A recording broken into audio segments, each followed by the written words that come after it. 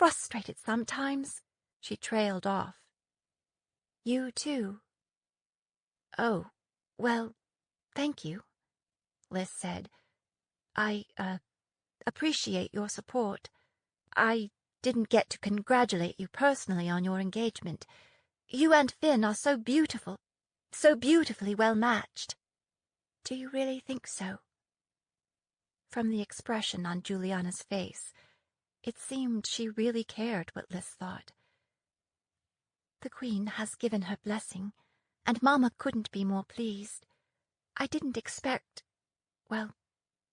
She hesitated, then rushed ahead. Listen, I know this is probably the wrong time to ask it, but I've scarcely seen you since you returned to court.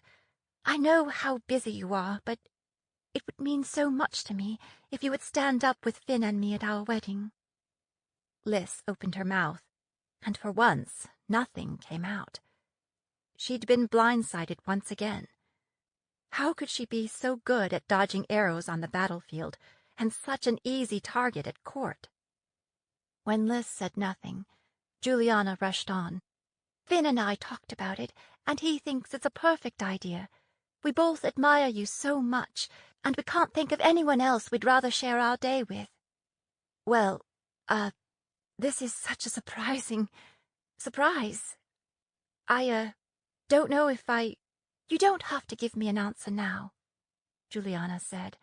I know you have other things on your mind tonight. We don't even have a date yet, but we're thinking sooner rather than later. If you say yes, we will try to work around your schedule. Her cousin squeezed her arm. You're the closest thing I have to a sister, so I hope you'll at least consider it. Great, Liz said. I'll sure look forward to that. Like having a tooth pulled. Why didn't I see this coming, she thought. I'm Juliana's only female relative who's under 40 years old. Of course she'd ask me to be in the wedding. Not to mention that it was a smart political move, the kind Juliana was so good at.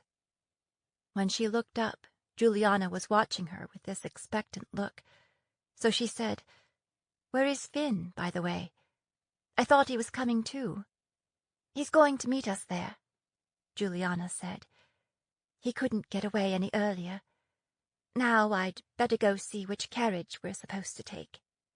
Liz, her mind in a tumble, watched her cousin as she walked away toward the waiting carriages. Your Highness? Liz turned to find Cam right behind her. He was now dressed in his blues, not a speck of powdered sugar anywhere. Your Highness, I'm to escort you to the middle carriage, he said. We'd better get under way if you're to make your time. I've loaded up your instrument case, and Princess Juliana is already on board. Looking forward, Liz saw that the middle carriage was surrounded by more grey wolves on horseback. You haven't seen Shadow, have you? He shook his head. No, Mum.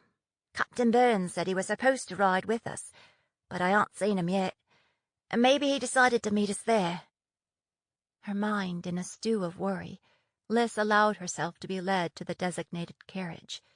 Cam gave her a hand up, then climbed in after her.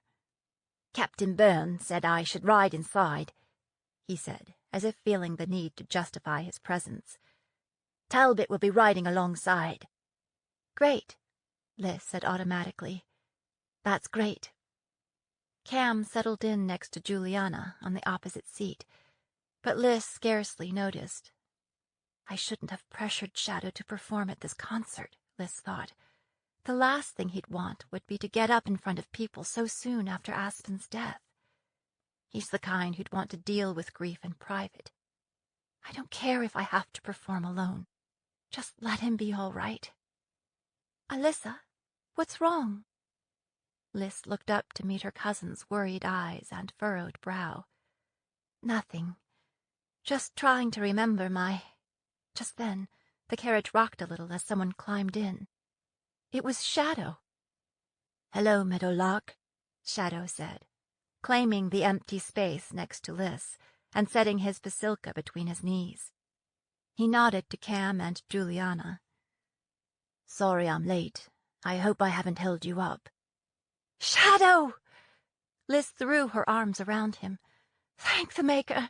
I was beginning to think that you were coming straight from Demon Eye Camp." "I arrived a few hours ago.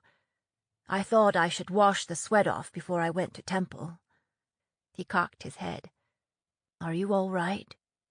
"Perfectly," Liz said. I just didn't want to be late. Will your father be here?" He nodded. "We came back together. We've been working on a project." Shadow was clad in leggings and boots, a talisman around his neck.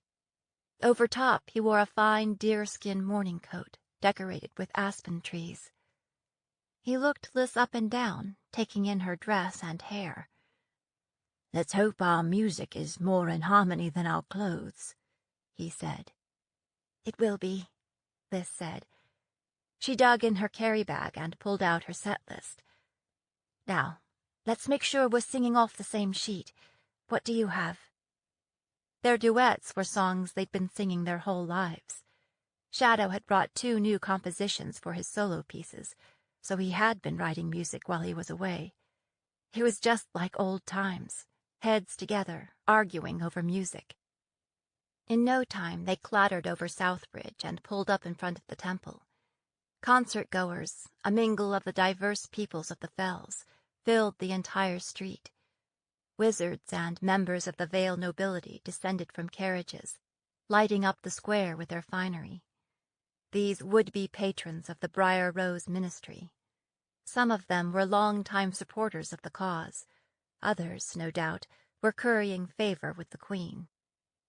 Apprentices wore the rainbow badges of their guilds, soldiers their dress uniforms. Clanfolk were well represented, too, clad in traditional finery. Now, at the end of the marching season, some had descended into the Vale for their semi-annual visits. Music, dance, weddings, funerals, and politics were the only things that could bring them into a place they considered the Flatlands. Southbridge and Ragmarket parents herded children forward, dressed in their best and sometimes only clothes. Their blue-jacketed guards directed the carriage driver around to the less crowded alley behind the temple, where Liz and her companions could enter via the back door. Just inside, Finn and Hadley were waiting for them. He and Juliana embraced, as if it had been months and not hours since they'd seen each other. "I'm sorry I couldn't ride along," Finn said. "I seem to have too many people running my life these days. My father has absolutely no sense of urgency when it comes to anything other than war and politics. Lord Vega is the same with regard to the healing service." He kissed Juliana again, and then again. "Hey, Liz," Hadley said, as if to draw her attention away from the kissing. "Is that a new dress? I don't think I've seen you wear that before." Liz examined Hadley's face for any sign of a smirk, but saw none. "It's Aunt Melanie's," she said, resisting the urge to yank at the fabric. Hadley looked a lot more comfortable in her leather breeches and silk shirt, a mariner's sash at her waist. Hadley studied her. "You should wear dresses more often," she said, stroking her chin, nodding thoughtfully. "Quit shoveling it, Hadley.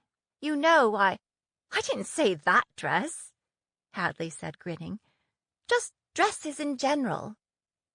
It seemed that Finn and Juliana were done kissing, because Finn broke into the conversation. "We need to go sit down," Finn said, "but we're going out after. Do you want to come with us?" We, meaning Juliana and Finn? 3 would definitely be a crowd. "Well, I'd love to, but I actually promised Hadley I'd—" "Hadley, you come too," Juliana said, her happiness sloshing over the 2 of them like a rogue wave. She turned to Shadow. "What about you, Shadow? Do you have plans after the concert?" Shadow hesitated. "No," he said, "but I don't want to." "Please come," Juliana said.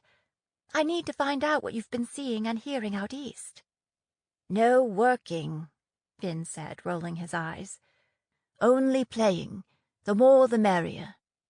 "The more the merrier," Liz said, thinking that at least the happiness would be diluted a little. "What do you get when you mix giddy and grieving?" "Right, it's settled then." Finn took Juliana's elbow. "We'd better go, before we lose our seats." And the two of them walked away, arm in arm. Backstage, the assembled players bubbled like a pot coming to a boil, with dancers in costume darting this way and that. Speaker Jemson hurried past, looking harried, pursued by 3 dedicates who were bombarding him with questions. When he saw Alyssa and Shadow, he said, "Thank the Maker," and crossed something off on a list. "Trying to organize this thing is like herding Fell's cats." Liz peeked through the curtains and saw that the sanctuary was crowded already, with chairs set up on every level surface. Security was tight. Blue-jacketed guards were stationed in the balconies and at the entries, and were peppered throughout the front few rows. "All right," Speaker Jemson said. "We'll open with a prayer, then the handbells, then the choir, and the temple school dancers. After the intermission, we'll bring you on, for Hanalea will have the full choir and the handbells back. Sound good?" Not waiting for an answer, he sprinted stage right to where a young acolyte was struggling with one of the larger sets. Liz pulled out her notes and went over the new lyrics. She'd be on her own for those. The crowd was growing more restive, and Alyssa knew it must be close to 8 o'clock. Overhead, the bells in the tower began to sound, signaling that it was showtime. Somehow, miraculously, through divine intervention perhaps, all of the musicians and singers were in place, in costume, ready to go when Speaker Jemson walked out to the front of the platform. "One thing about working in a temple," he said, looking up into the bell tower, which was still resonating. "You always know what time it is." 13. Stage Debut. The first half of the concert passed in a sensory blur. Young voices echoing in the nave, the scent of candle wax, hundreds of upturned faces in the audience. Liz stayed backstage, her apprehension warring with the pure, sweet magic of the music. At intermission, Aunt Melanie came backstage to help Liz with her hair. Melanie unraveled Liz's usual thick braid and arranged her hair in a soft twist on the back of her head, so it showed off her long neck and her grandmother Mariana's diamond earrings, another loan from Aunt Melanie. "You should wear your hair like this more often," Aunt Melanie said. "It's very becoming." "Maybe," Liz said, studying herself in the mirror.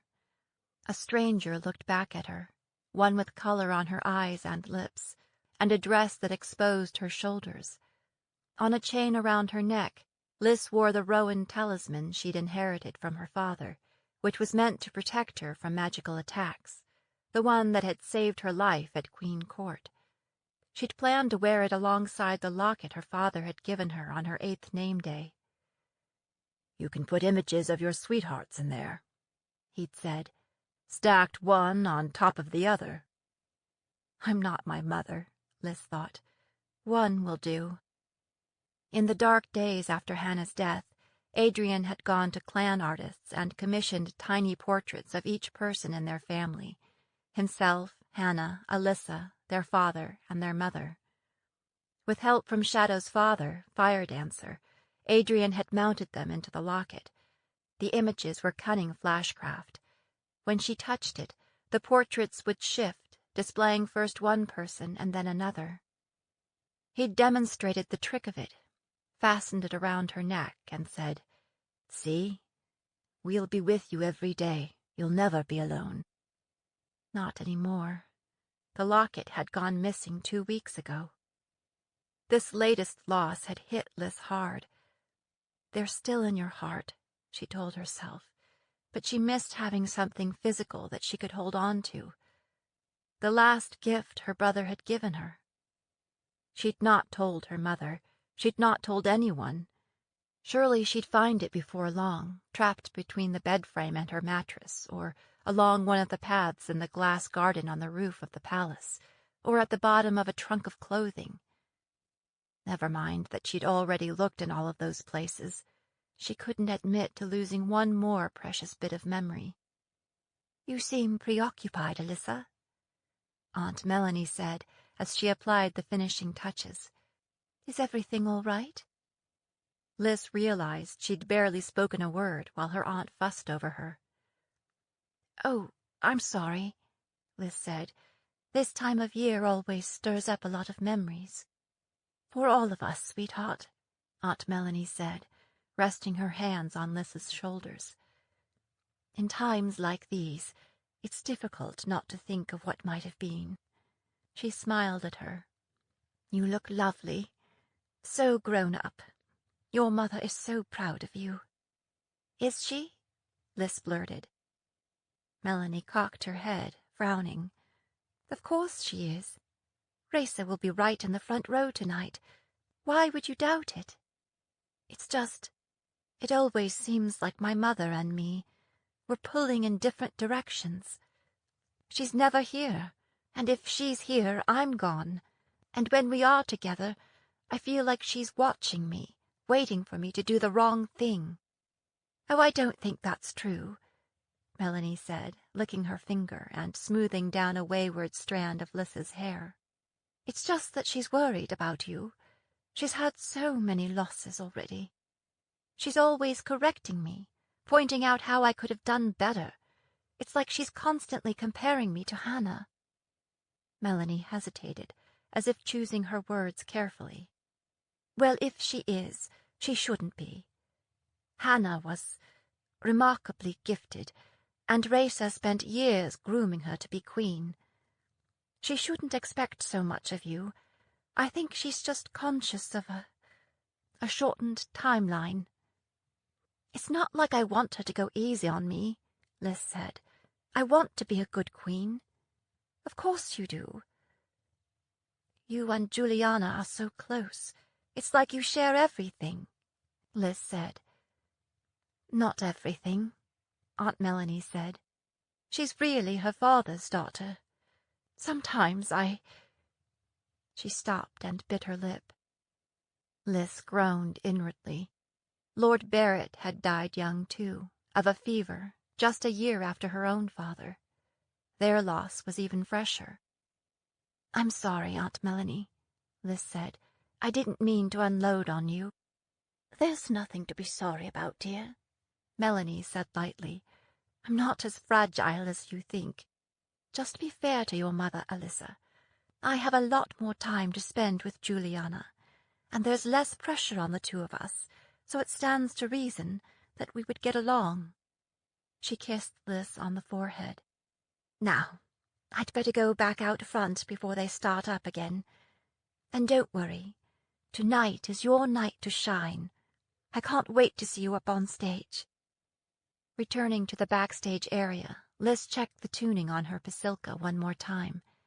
Speaker Jemison walked to center stage, and Liz's heart beat faster. Shadow joined her in the wings. Despite his initial reluctance, he didn't seem worried at all. "This has to go well," Liz thought. "Shadow has to find his music again. Maybe I have to find mine, too. So many important things have been pushed aside by this war." "And now, as promised, we have a special treat in store for you. 2 stellar musicians who trained right here in the Temple School. 2 musicians who represent the diversity of our students, on stage together for the first time. Rogan Shadow Dancer and Her Highness Alyssa Anna Raisa, known as Meadowlark in the Uplands, the heir to the Grey Wolf throne." As if in a dream, Liz followed Shadow onto the stage, keeping her eyes fixed on her feet so she wouldn't stumble. Also so she wouldn't see who was out there, beyond the wizard lights that lined the edge of the stage. Their entrance was greeted with a roar of approval that rolled over her like ocean waves. When Liz raised her eyes enough that she could look over the edge of the stage, she saw that the 2 front rows were filled with a gaggle of temple students of varying ages. Behind them, her mother, smiling up at her. Captain Byrne, Shiloh Trailblazer, Micah Bayard, Aunt Melanie, Finn and Juliana, General Dunedain and the healer Harriman Vega. Filling the other rows, a quilt of faces of all colors, all ages, and every social class. Sasha and Cam stood stage left and right, scanning the crowd for signs of trouble. Liz saw other spots of blue scattered throughout the sanctuary. As Liz and Shadow launched into the opening notes of Upland Dancer, the familiar magic of music calmed her down. When she looked over at Shadow, he had his head back, his eyes closed, as if he were far away, but he never missed a note. As he played, some of the tension in his shoulders eased. Following Upland Dancer, the melancholy Summer Vale left people lost in wistful memory. But then the rollicking Baston Bay brought the crowd alive, with clapping and impromptu sing-alongs. Liz and Shadow faced off and sang the call and response between the innkeeper's daughter and the ship's captain, bringing cheers and laughter and catcalls. She'd forgotten the simple joy of making music. It was already time for Shadow's solos. Liz sat to one side so she could watch both him and the crowd. I call this bittersweet. Shadow never offered much of an introduction on stage. Either the work delivered or it didn't. In his case, it always did. The words and music captured the brilliant anguish of love and loss. It was as if he was reflecting back the shared experience of the queendom. There were few in the audience who had not lost a loved one in this never-ending war. Liz looked out at the crowd and saw tears running down her mother's face. When the applause died down, Shadow said, "Aspen Autumn." This one was an instrumental eulogy, the sweet runs of notes calling to mind the glitter of golden aspen leaves in the wind. And then it was time for Liz to step out front. She stood resting the base of her instrument on the floor. It has been far too long since Shadow Dancer's music has been heard in the mountain home. I am humbled to be sharing a stage with him. Let's encourage him to keep writing and to keep sharing it with us. This was met with noisy enthusiasm. When it ebbed, Liz said, "My name is Alyssa Anna Reza, known as Meadowlark in the uplands. I am the second daughter of Reza Anna Mariana and Han Sulalger. I'm going to sing about love and war tonight. First, a song I wrote about people who had no business falling in love. It's called The Raven and the Rose." She slung the strap of her basilka over her shoulders, set her feet, and began to play. Trying to ignore the crowd in front of her, she kept her eyes on her fingers as they traveled over the strings. She'd written the song in the style of the timeless ballads sung by traveling minstrels, ballads that were easy to learn, that grew and changed as they passed from hand to hand.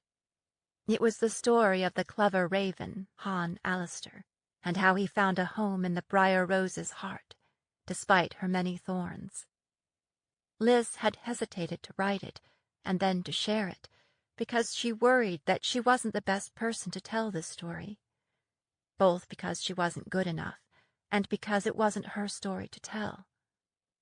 By the time she reached the last chorus, Shadow had joined in on the basilka, and everyone in the sanctuary was on their feet singing along with her. The song ended to thunderous applause and foot-stomping. Alyssa looked down to see her mother smiling, still dabbing at her eyes. And she wasn't the only one. It took a deal of time for the audience to settle enough for Liz to be heard over the ruckus.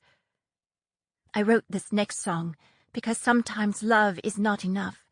Sometimes you have to take the fight to your enemy. It's called Children of the North." She began with a measure or two of wild upland notes, and then began to sing. We are children of the North, born among the trees. We will not take the collar, and we will not bend the knee. We will fight you in the winter snows and in the summer mud, and the slopes of Honolea will be watered with your blood. We are children of the North, and we do not fight alone. Our mothers fight beside us to protect the mountain home. From mountain camp to upland vale, you'll hear our battle cry. You think you've come prepared to fight. Instead, prepare to die.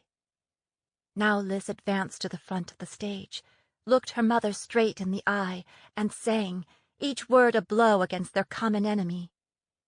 We will find you in the flatlands, where there is no place to hide. We'll drown you in the marshes, where the water walkers bide. We'll force you from your strongholds, and we'll drive you to the sea. We'll burn your golden cities, and we'll set your captives free. Liz tossed her head, feeling tendrils of hair coming loose.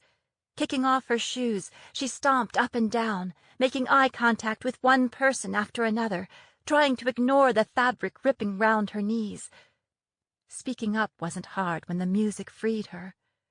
Truth be told, it was a bloody and warlike song to be singing in a temple. But it didn't seem to matter.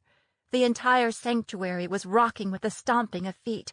The students in the front row stared up at her with rapt faces.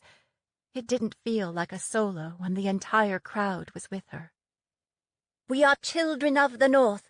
This time we fight as one. Wizard, clan, and vale folk, our daughters and our sons. We are not made of flesh and blood. We're honed of steel and stone. We will raise another mountain, and we'll build it with your bones. The clamor of the crowd reverberated off the stone walls, echoed against the cavernous ceilings, and resonated in her bones.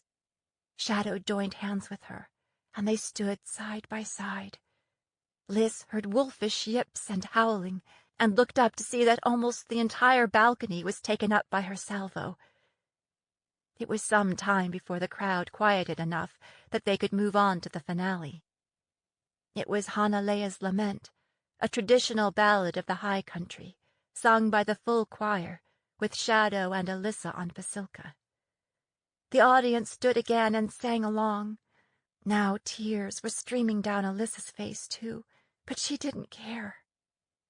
This, she thought, this is what I've been trying to say all along. When the song was over, nobody seemed to want to leave, but all stood, arms joined, swaying, still singing the refrain, howling or shouting, "For the Queen, and for the Grey Wolf, and for the Staff and Flash," that being the High Wizard's signia. After the concert, audience members crowded forward, most of them friends and family members of the performers. Liz ducked backstage to the small room where she'd left her change of clothes. She returned her basilka to its case, kicked off her mincy shoes, and shed her dress, sucking in her first unimpaired breath since before leaving the castle close. Gratefully, she pulled on her leather breeches, soft spun shirt, and morning coat, finishing with a pair of well-broken-in boots. Draping Aunt Melanie's dress over one arm, she picked up her instrument with the other. "Your Highness?" It was Sasha, just outside the door. "Do you need any help?" "Coming." When Liz emerged, Sasha said, "Well, you look more like yourself. Are you still planning to go out with Finn and the others?" Liz nodded. "I know you didn't plan on that originally, so I talked it over with Captain Byrne, and he's leaving you 5 more wolves as escorts. That'll be 6 of us, plus a wizard, 2 upland warriors, and a fierce Highlander captain. Think that's enough?" "That's enough," Liz said. "We'd better go before they leave without us." When Liz and Sasha descended from the stage, the crowd in the sanctuary had thinned considerably. Shadow stood by the first row of seats with his father, Fire Dancer, and Queen Raisa, Aunt Melanie, and Trailblazer. "Dancer!" Liz embraced him. "Thanks for coming." Dancer smiled at her. His face was lined with care, and his blue eyes had faded a little. But his smile was as brilliant as before. It's not often that so many of my old friends are all in one place." Shadow looked Lys up and down, taking in her transformation. "That didn't take long," he said, grinning. "Alyssa," her mother said, her cheeks pinked up with emotion, her eyes bright with tears. "I had no idea. I never imagined that you could. That was remarkable. I had forgotten what a pleasure it is to hear you sing and play."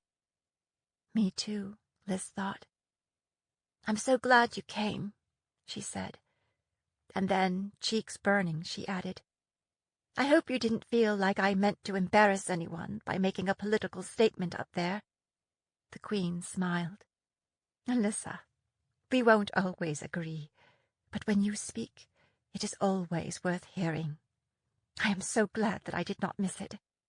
"Meadowlark," Trailblazer said. "Your anthem reminds me of a demon eye battle dance. It stirs the blood in the same way. Do not be surprised if you hear it echoing through the spirits this spring." Captain Byrne appeared, snow dusted over his shoulders and hair. "Well done, both of you," he said, smiling at Lys and Shadow. He turned to the Queen. "Your carriage is outside, Your Majesty." "Would you like to ride back with me and Aunt Melanie, Alyssa?" her mother asked. "Well, actually, I'm going out with some friends," Lys said. "We're celebrating Juliana's engagement." Suddenly aware that Aunt Melanie's dress was bundled under one arm, she added, "Thank you for the dress, Aunt Melanie." "Here, I'll take it," Aunt Melanie said, reaching for it. "It looks like your hands are full." Her mother came up on her toes and kissed Lys on the cheek. "I am so very proud of you, Alyssa." She paused.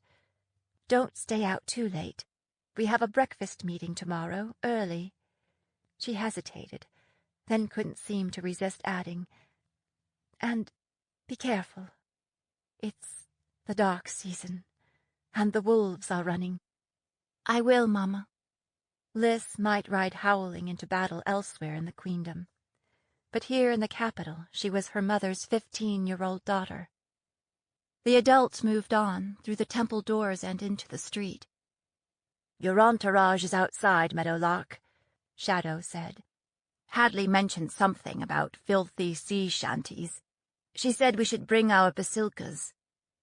By the time they emerged from the temple, the crowd was nearly gone, and only 2 or 3 carriages remained lined up across the street. A light snow was falling, making the cobblestones slick, forming halos around the wizard lights. Lys drew her mother's shawl closer around her, clutching the handle of her instrument case in her other hand, doubly glad that she'd taken the time to change clothes.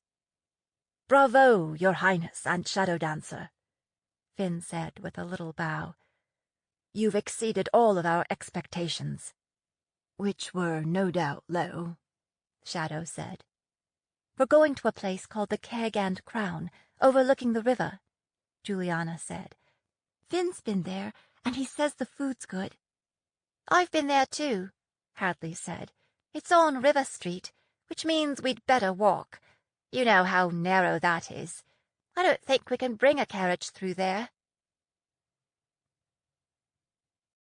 14. The Wooing. When Brion returned from his meeting with the client to the high street, traffic had increased considerably. A steady stream of people converged on the bridge, crossing to the temple close. Now he had time to kill before the concert was over. He could go back to the crib and wait there, out of sight. But he was in no mood to listen to Wax harping on him, and Goose being miserable, and Aubrey giving him the sly eye. Besides, it was filthy in there, and he needed to keep his new clothes clean, at least until after the gig. He was hungry, but he'd spent the coin that Wax gave him. Now his purse and his stomach were both empty. That's when it struck him that there was no reason why he couldn't attend the concert himself. The banner said it was free after all, and he was already dressed up. It would give him something to do until it was time to return to his post. The whole temple courtyard was crowded, and when he got to the front of the line, he could see why. A brace of bluejackets at the door was searching everyone, patting people down, giving everyone a good look-over before they went in. He wondered why. It wasn't hard to get into a temple, as a rule. It was tougher getting out of one. As a precaution, he slid his shiv, his stash, and the locket into the hidey-hole he'd made under the lining of his new jacket.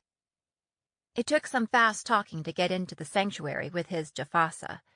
He wasn't about to leave it outside and come back and find it missing. Finally, after a search of his bag and his person, in which they didn't find his stash, his shiv, or the locket, they let him in. By the time he reached the sanctuary, he didn't see an empty seat anywhere. People were still milling around the way they do when they think that a seat will magically appear if they go down an aisle for the 5th time. Brion didn't bother. He found a spot next to one of the temple pillars to the left of the stage. He had to crane his neck to see, and he still couldn't see everything, but he felt lucky to find standing room at all.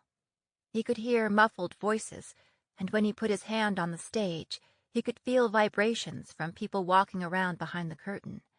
His heart beat a little faster. He'd spent plenty of time playing gigs in taverns and inns, but never in a venue like this. The inside was painted up fancy-like, like some place he'd been before that he couldn't remember now. There were greens and winterberry around the windows and along the altars.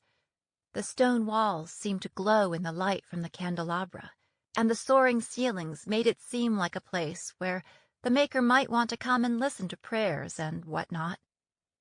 Maybe if he had it to do over again, he'd be a dedicate. It seemed like a soft life, except for all the religion. The temple bells sounded overhead, and a speaker appeared center stage to introduce the first act, a mob of littling dancers. Brion could have counted on the fingers of one hand the times he'd been inside a temple, and then it was usually in a classroom or dining hall, not the sanctuary. He half expected someone to boot him out, but people scarcely seemed to notice him, intent as they were on the action at the front of the hall. It was nearly all music and dance, no jugglers or tellers of tales. He couldn't see the dancers so well from an angle, but he could hear well enough. The talent was variable, but enthusiastic at least, and some of the music was the best he'd ever heard. Nobody played the Jafasa, of course. He seemed to have that market cornered. The final act was a cove and a girlie, both playing basilkas. The cove looked to be a southern islander, but he was dressed in Copperhead style, with his hair done up like one of their warriors. The girlie was big-boned, blonde, and nervous-looking. They looked like they'd been matched up in the dark. The songs were standards, their harmonies rough, but nothing a little more practice couldn't fix. Brion was so caught up that they were halfway through their set when he realized it was time to go. As he began working his way to the back, the haunting notes from a basilka followed him up the aisle, and he had to stop halfway to the back and turn to see who was playing like that. It was the cove half of the duet, soloing on the basilka. Brion hadn't heard the song before, but it caught hold of his heart just the same. Brion stood and watched the uplander through another song. Then that player stepped back, and the girlie stepped forward. She was as long-legged as a colt, and she looked about as comfortable in her slinky gown as Brion was in his new finery. Her hair was a tawny color between brown and blonde, like wet sand or pale ale, and the way it was piled up on her head made her neck look even longer. The audience either knew her or they wanted her to feel at home, because they all came to their feet and roared a welcome that shook the dust from the rafters. What would it be like to get a greeting like that before you even began to play? She straightened her shoulders, lifted her chin, and said, "My name is Alyssa Anna Reza, known as Meadowlark in the uplands. I am the second daughter of Reza Anna Mariana and Han Sul Alger." The crowd roared again, even louder. This stork of a girlie had a shitload of names that seemed to ping in his memory. Where had he heard them before? I'm going to sing about love and war tonight. First, a song I wrote about people who had no business falling in love. It's called The Raven and the Rose.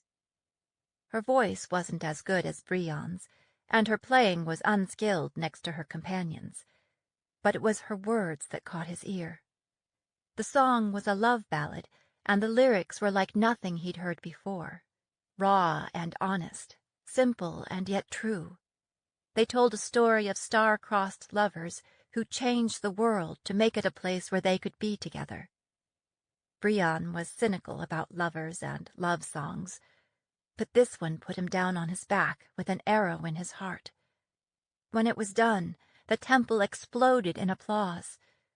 Brion stood like an island with people crying all around him and embracing each other like it was a story they'd all had a part in.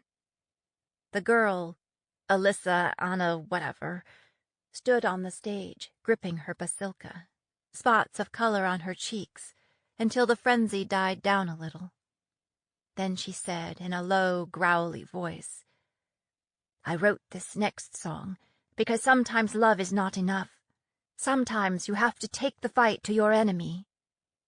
The song was called Children of the North, and it was a battle cry. She sang it in a fierce, proud voice.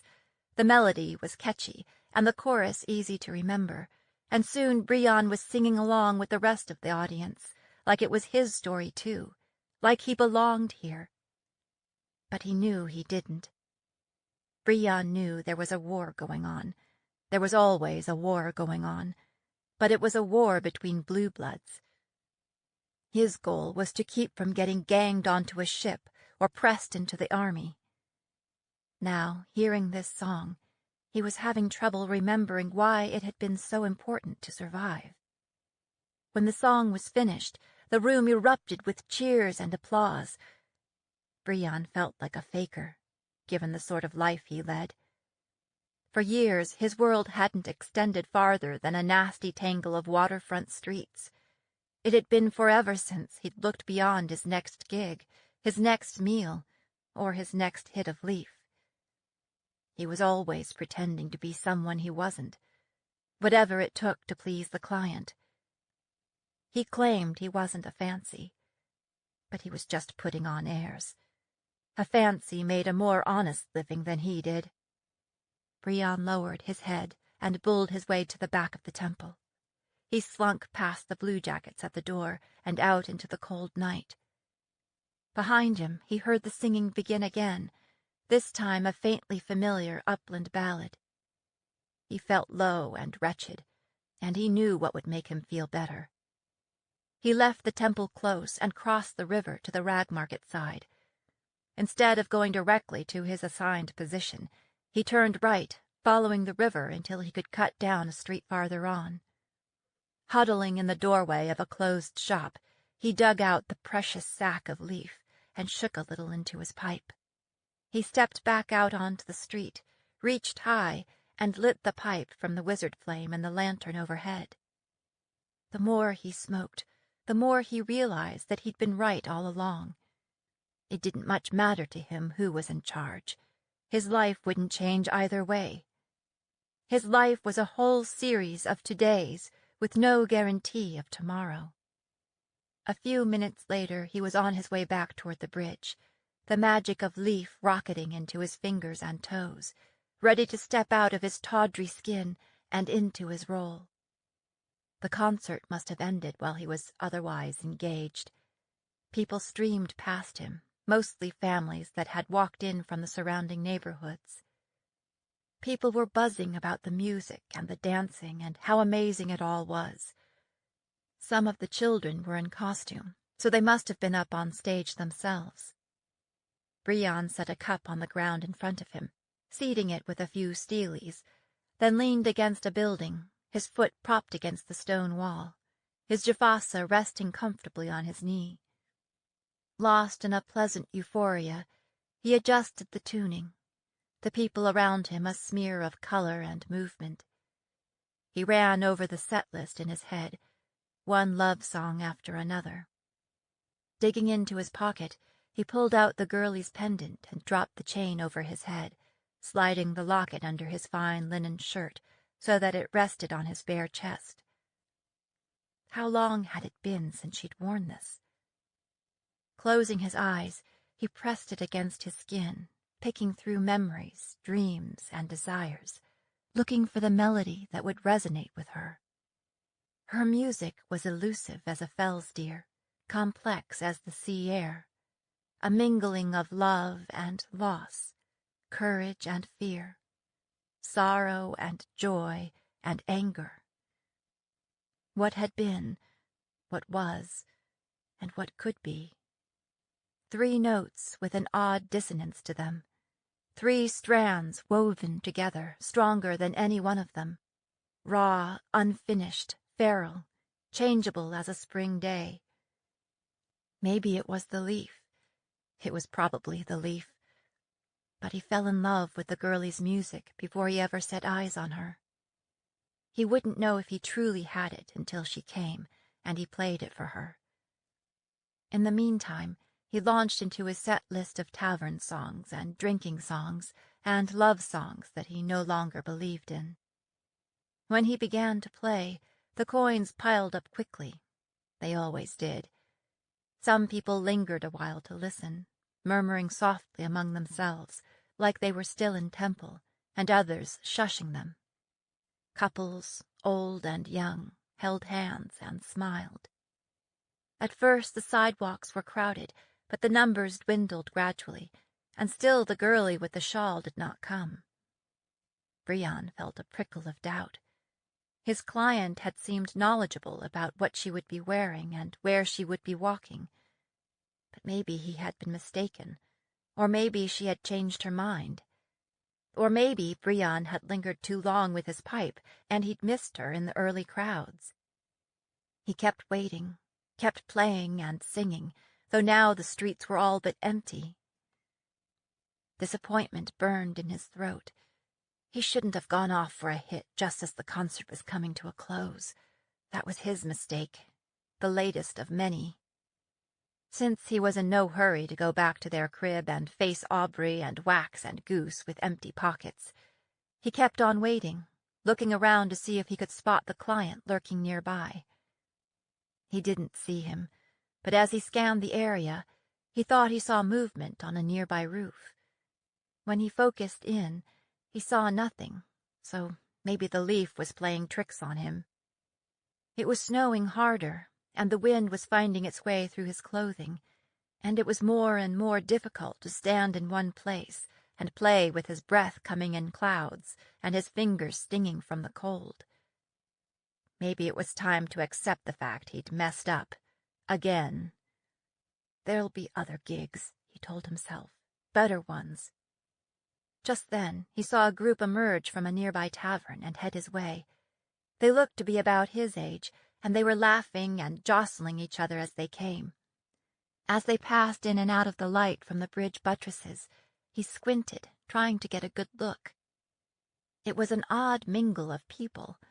2 were dressed in clan garb, 3 wore temple dress-up, and the others were all bluejackets. Brion guessed bluejackets enjoyed a drink and a bite as much as anyone, but he saw no green-gowned girlie among them. Something about the group reminded him of the song he'd heard in temple, the one that had made him feel guilty. We are children of the North, this time we fight as one, wizard, clan, and vale folk, our daughters and our sons. The locket warmed against his skin, drawing his attention. Startled, Brion fingered it and took a second look at the group walking toward him. That's when he saw her. One of the 2 in clan garb was carrying an instrument case and wearing the shawl the client had described to him. She was tall, but she had the shawl up over her head, so he couldn't make out her hair color. He felt the magic buzz through him like Stingo, connecting the locket and the girlie on her way to him. This, then, was his target. Here, then, was his opportunity to make a new start. He straightened, took a deep breath, found the chords he'd chosen, and launched into her song. 15. Rag Market Encore. The keg and crown was cozy, with a warm hearth surrounded by wintergreens. Liz pulled the pins from her carefully arranged hair and shook her head, letting her hair fall around her shoulders. That seemed to fit the keg and crown better than Aunt Melanie's twist, as did her leathers. They toasted Finn and Juliana's betrothal, and this time Liz was able to make a gracious show of it by playing and singing Lily of the Vale, a traditional love ballad. At the end, Sasha raised a silent toast to Liz, looking at her over the rim of her tankard. Liz and Shadow played the pasilka, and Hadley sang sailors' songs that were indeed so filthy that the entire tavern stared at first, then joined in. They moved on to marching songs and far away from home songs, and when will this war be over songs. Every so often they would bang their cups on the table, forcing a kiss from the betrothed couple, who seemed all too willing to comply. Sometimes one song leads to another, and one round leads to two. Liz felt more relaxed and at home than she'd been since she returned to court. That was when the bonging of the Southbridge temple bell across the river reminded her of how late it was. "I have to go," she said, tossing down her napkin. "I never meant to stay this long. I have a meeting at an ungodly hour." "I'm in that same meeting," Juliana said, pushing back her chair. "We'll all go." Liz shook her head. No, stay. I'll take Sasha and Cam and the rest of my grey wolves with me. The rest of you don't have a curfew. We'll take one carriage back from Southbridge, and the rest of you can take the other one back." "Sounds crowded," Shadow said, unfolding to his feet. "I'll go back with you. I'm staying in Kendall House with my father, so it won't be out of the way for me." In the end, they all left together. Outside, it was snowing harder. The wind had picked up, and the temperature was dropping as well. Liz pulled her shawl up over her head to keep her hair from whipping around her face. They walked back toward Bridge Street, Cam in front, Sasha lingering to the rear, swinging her head from side to side, looking for danger. Juliana and Finn walked hand in hand, Liz and Shadow behind them, talking softly as the snow came down. They were just turning onto Southbridge when Liz heard it, a strange, ethereal music that seemed to sink its claws into her soul. "What is that?" She turned and looked back the way they'd come. "I don't hear anything," Shadow said. Liz had no idea what kind of instrument it was, but it sounded exotic, otherworldly. The voice of it was high and clear and pure as the Dern water, the kind of melody that ensnares the heart on a first hearing, gets the feet moving and never lets go. "I'll be right back," she said, and took off running, her instrument case banging against her hip. "Meadowlark, wait!" Shadow called, half laughing. "You're going the wrong way." The musician stood on a street corner where Southbridge met the quay, playing a stringed instrument she didn't recognize. He was a slight figure, muffled in a thick cloak, the hood pulled close around his face. A busker, it must be, hoping to take advantage of the crowds of music lovers leaving the concert.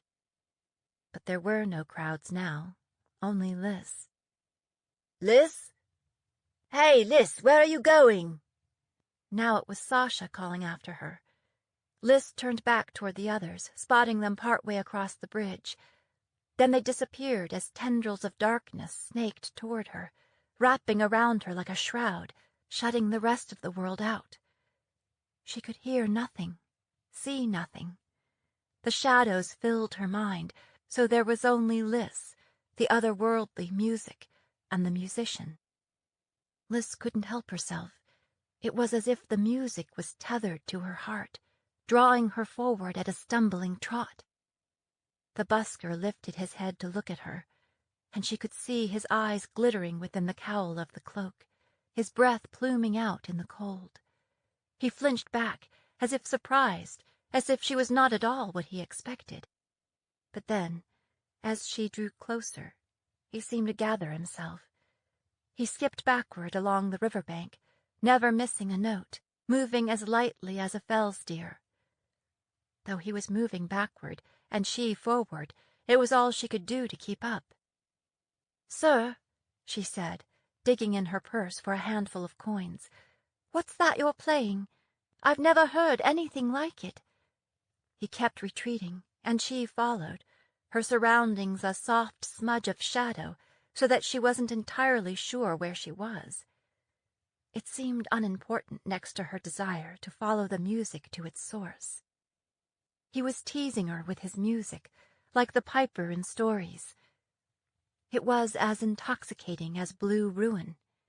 It tugged at her, drawing her on. It was full of promises that she wanted him to keep, promises meant only for her. "He knows me. He understands. If I keep listening, I'll understand too."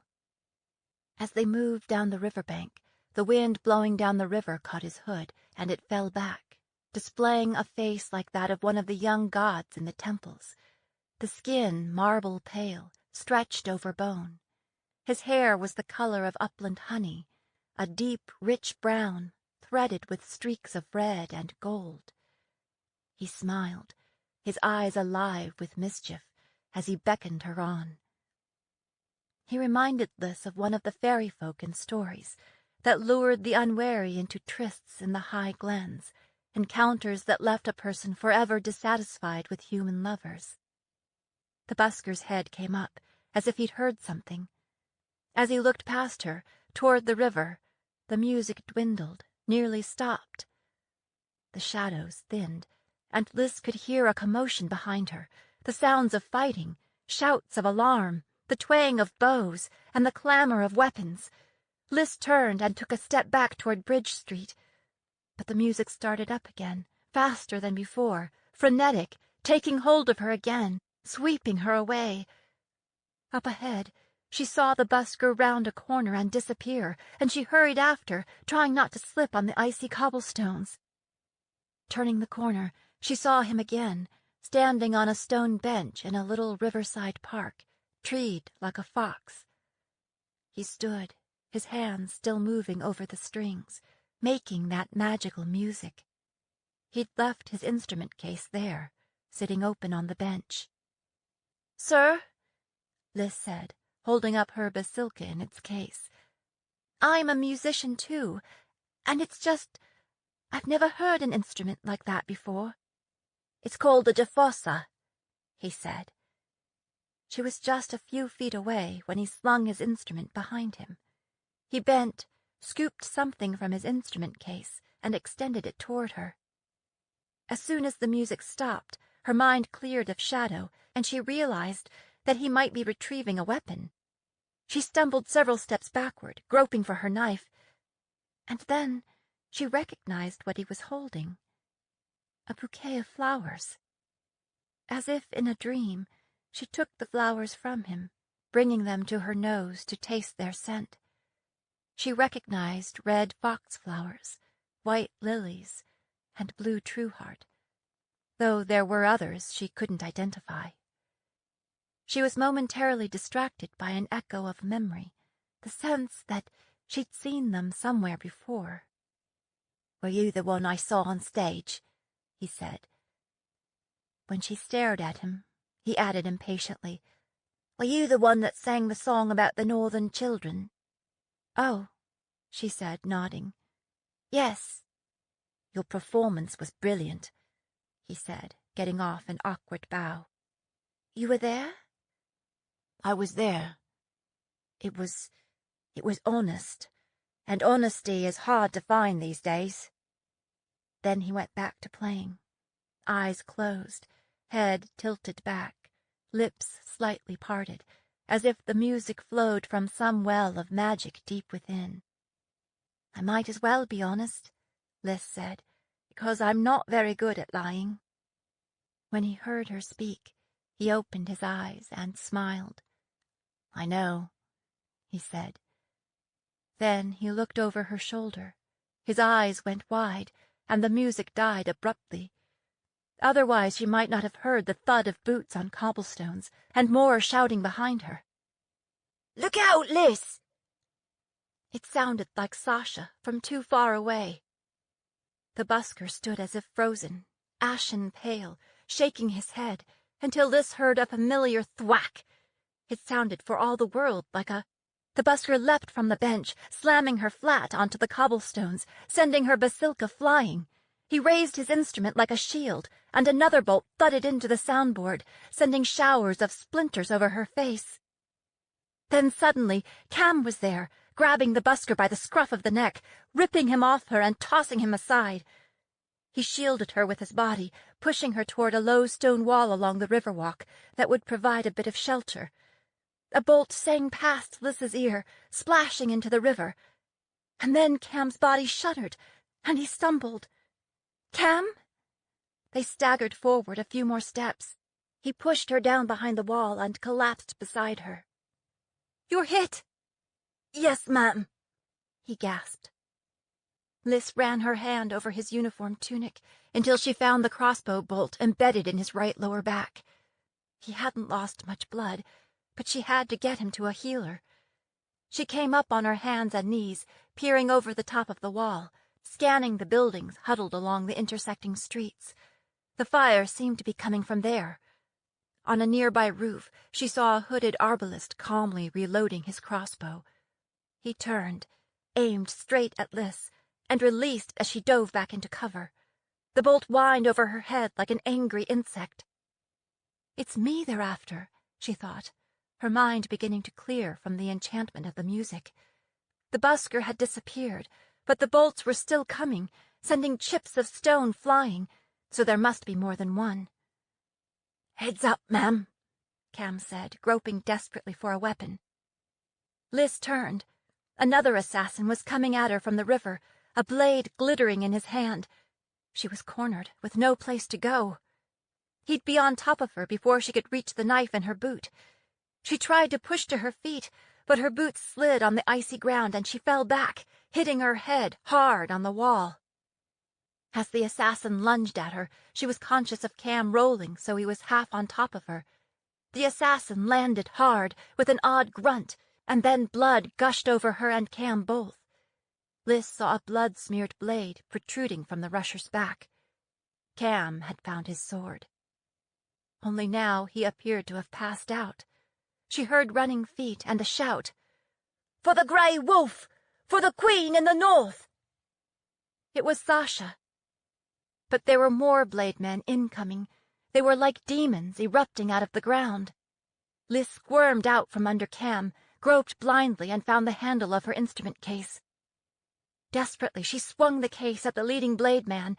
It smashed into his face with all the force she could summon, slamming him onto his back, the dagger in his hand, pinwheeling into the street. She slid her hand into her boot as he rolled to his feet and lunged toward her. He barreled into her, and they both fell to the ground, with the assassin on top, his hands wrapped around Liz's throat. His body flinched as multiple bolts struck him, but he kept hold. His fingers didn't loosen until Liz's shiv transfixed his throat and blood spilled over her leathers. "I'm glad I changed out of Aunt Melanie's dress," she thought woozily. Liz pushed the dead weight of his body off her as more bolts clattered against the courtyard stone. She swung her basilka up, sheltering under it like an umbrella, feeling it shiver as missile after missile struck it, some boring through the soundboard and pricking out the back. She heard running footsteps, and the street lit up as Hadley raked the rooftops with bolts of wizard flame, clearing them of snow and archers. The bolts quit coming, for the time being anyway, and then Shadow was beside her, shielding her with his body until she was engulfed in a sea of blue uniforms. Finn flamed the riverside, clearing off any remaining assassins. Sasha was still clearing the street. "Are you able to walk, Meadowlark?" Shadow said, one arm wrapped around her, his face bleak with worry. "Me? I'm fine. We need to—" "You're covered in blood," he said gently. "It's not mine." she said, twisting so she could look around. "Where's Juliana?" "I sent her on to the temple," Sasha said, suddenly at her side. "Let's go."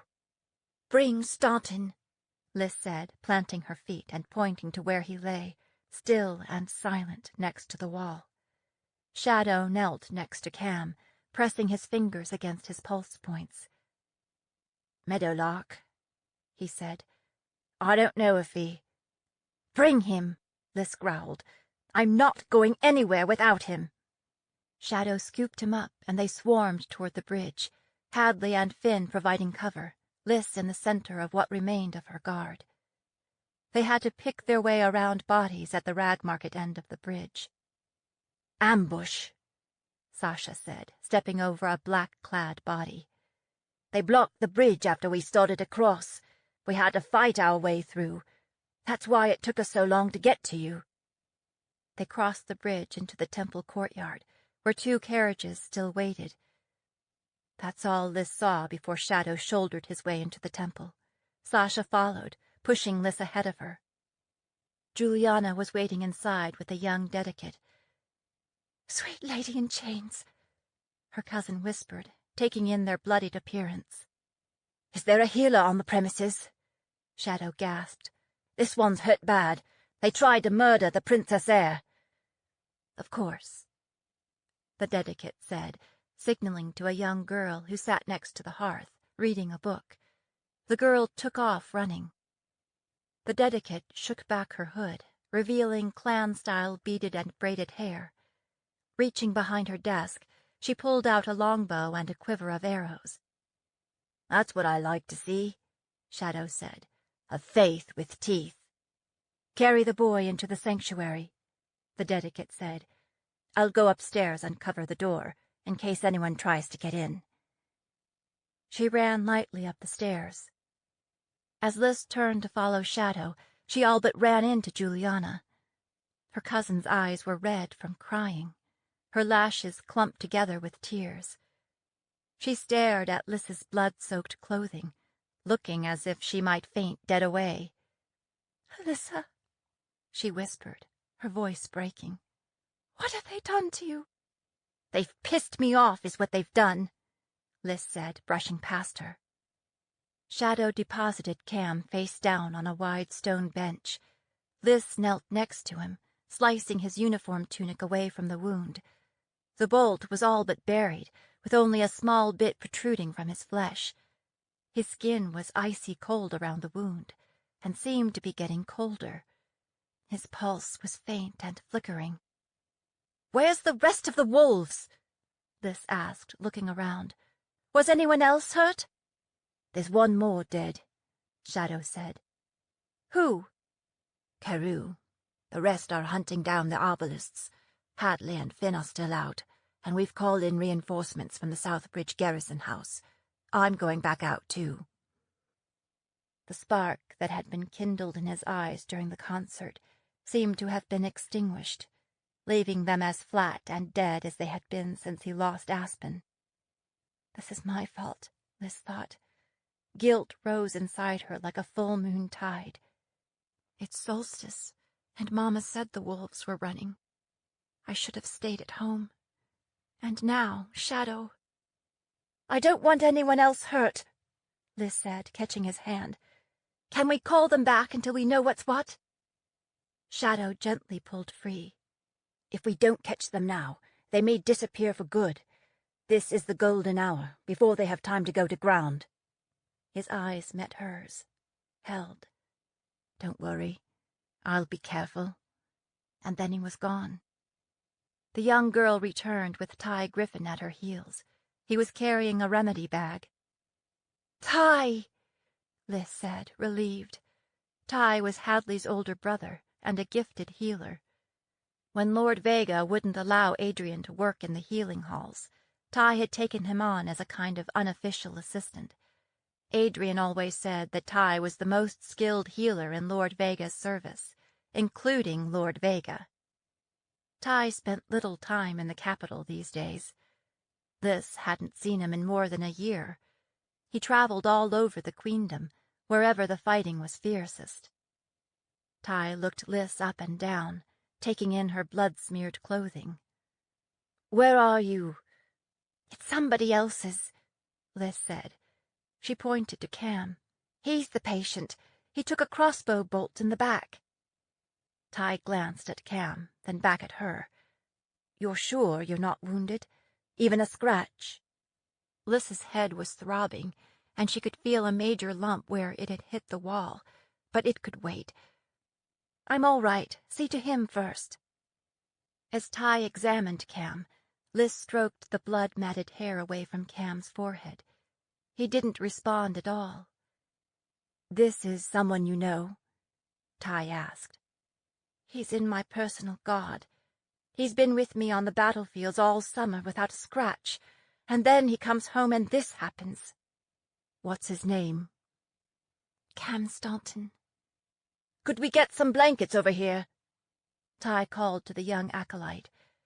She brought over an armload, and Liz put one under Cam's head and one over his hips and legs. "How long has it been since he was wounded?" Ty asked. "It's probably coming up on an hour since he was hit," Liz said. Ty's lips tightened. "Have you had a look at the bolts they used?" "There are probably some out there," Liz said. "I could send someone to—" "I don't think it will change the treatment plan," Ty said. He pressed one hand against the skin around the wound, gripped his amulet with the other, and closed his eyes, concentrating. Then he moved his hand to Cam's upper back, then to his forehead, as if he was counting up the damage. He sighed, sitting back on his heels. "I can try to cut the bolt out," he said, "but it would cause considerable trauma and pain, and it's too late to do any good." Liz reared back. "What do you mean it's too late? He hasn't lost that much blood. I've seen soldiers survive that kind of wound 100 times. "It's poison, Liz," Ty said. "Whoever attacked you, they meant to kill." "He saved my life," Liz said. "He's just 13. That's unacceptable." "I'm sorry, Your Highness." No, she would not say goodbye to Cam Staunton. "Can't you suck it out of him with magic?" She'd seen the gifted draw out poison and infection that way. "Or could we treat it like a snake bite? We could open the wound so it bleeds the poison out." "It's been too long. The poison is everywhere now, so I have no hope of drawing it out." "What kind is it?" "I'm not sure exactly, though I can probably figure it out once I get hold of one of the bolts." "I'll get you one," Liz said, pushing to her feet. "Once we know what it is, we'll find an antidote." "Liz," Ty said gently, "does Cam have a family? We should send for them." "No!" Liz said, backing away, angry tears streaming down her face. "I mean, if you don't know what it is, how do you know there isn't an antidote? You should heal him. You're a healer, right?" It was like Liz was being sucked into a well of memory, to that day almost exactly 4 years ago. Her father lying still and cold in the street, and Lord Vega saying it was poison, and there was nothing he could do. 11-year-old Liz had punched him for it. She wanted to punch somebody now, but she'd grown up enough that she knew Ty wasn't the right person. "Liz," Ty said, in the soothing wizard voice Adrian had always used on her. "Could you hold his hands and talk to him? He shouldn't be alone right now." Liz blotted at her eyes. She wished Sasha were there. She knew him best, or anyone else who would know the right thing to say. "Don't worry," Ty said, as if reading her mind. "Whatever you say will be the right thing." Liz would have to do. She sat down next to Cam, took his ice-cold hands between her own, and began to talk. And she talked, rambling on about everything and nothing, recalling the summer's battles and memories from camp, stories about his mother and pranks the two of them had played on Sasha. She moved on to the concert and the songs they'd sung in the tavern, and retold the story of how they'd driven off the rushers together. She even sang to him a little, like she was singing him to sleep. All at once, Cam's grip tightened, and his eyes flickered open. "Ma'am," he whispered. Liz leaned in close. "What is it, Staunton?" "Are you all right, ma'am?" His eyes searched her face anxiously. "Did they get to you?" "I'm all right," she said. "Thanks to you." Cam smiled and closed his eyes. 16. Post-mortem. Ty finally persuaded Liz to let go of Cam's hands. "We should get you back to the palace where Lord Vega can do a more thorough—" "No," Liz said. "I'm not leaving here until my wolves come back. I need to know that they're safe, and I want to find out what they've learned." "They may be out all night, Your Highness," Ty said. "I'm a soldier, Master Griffin. I'm used to all-nighters. Shall I send word to Lord Vega and have him attend you here?" "No," Liz said. "Not him."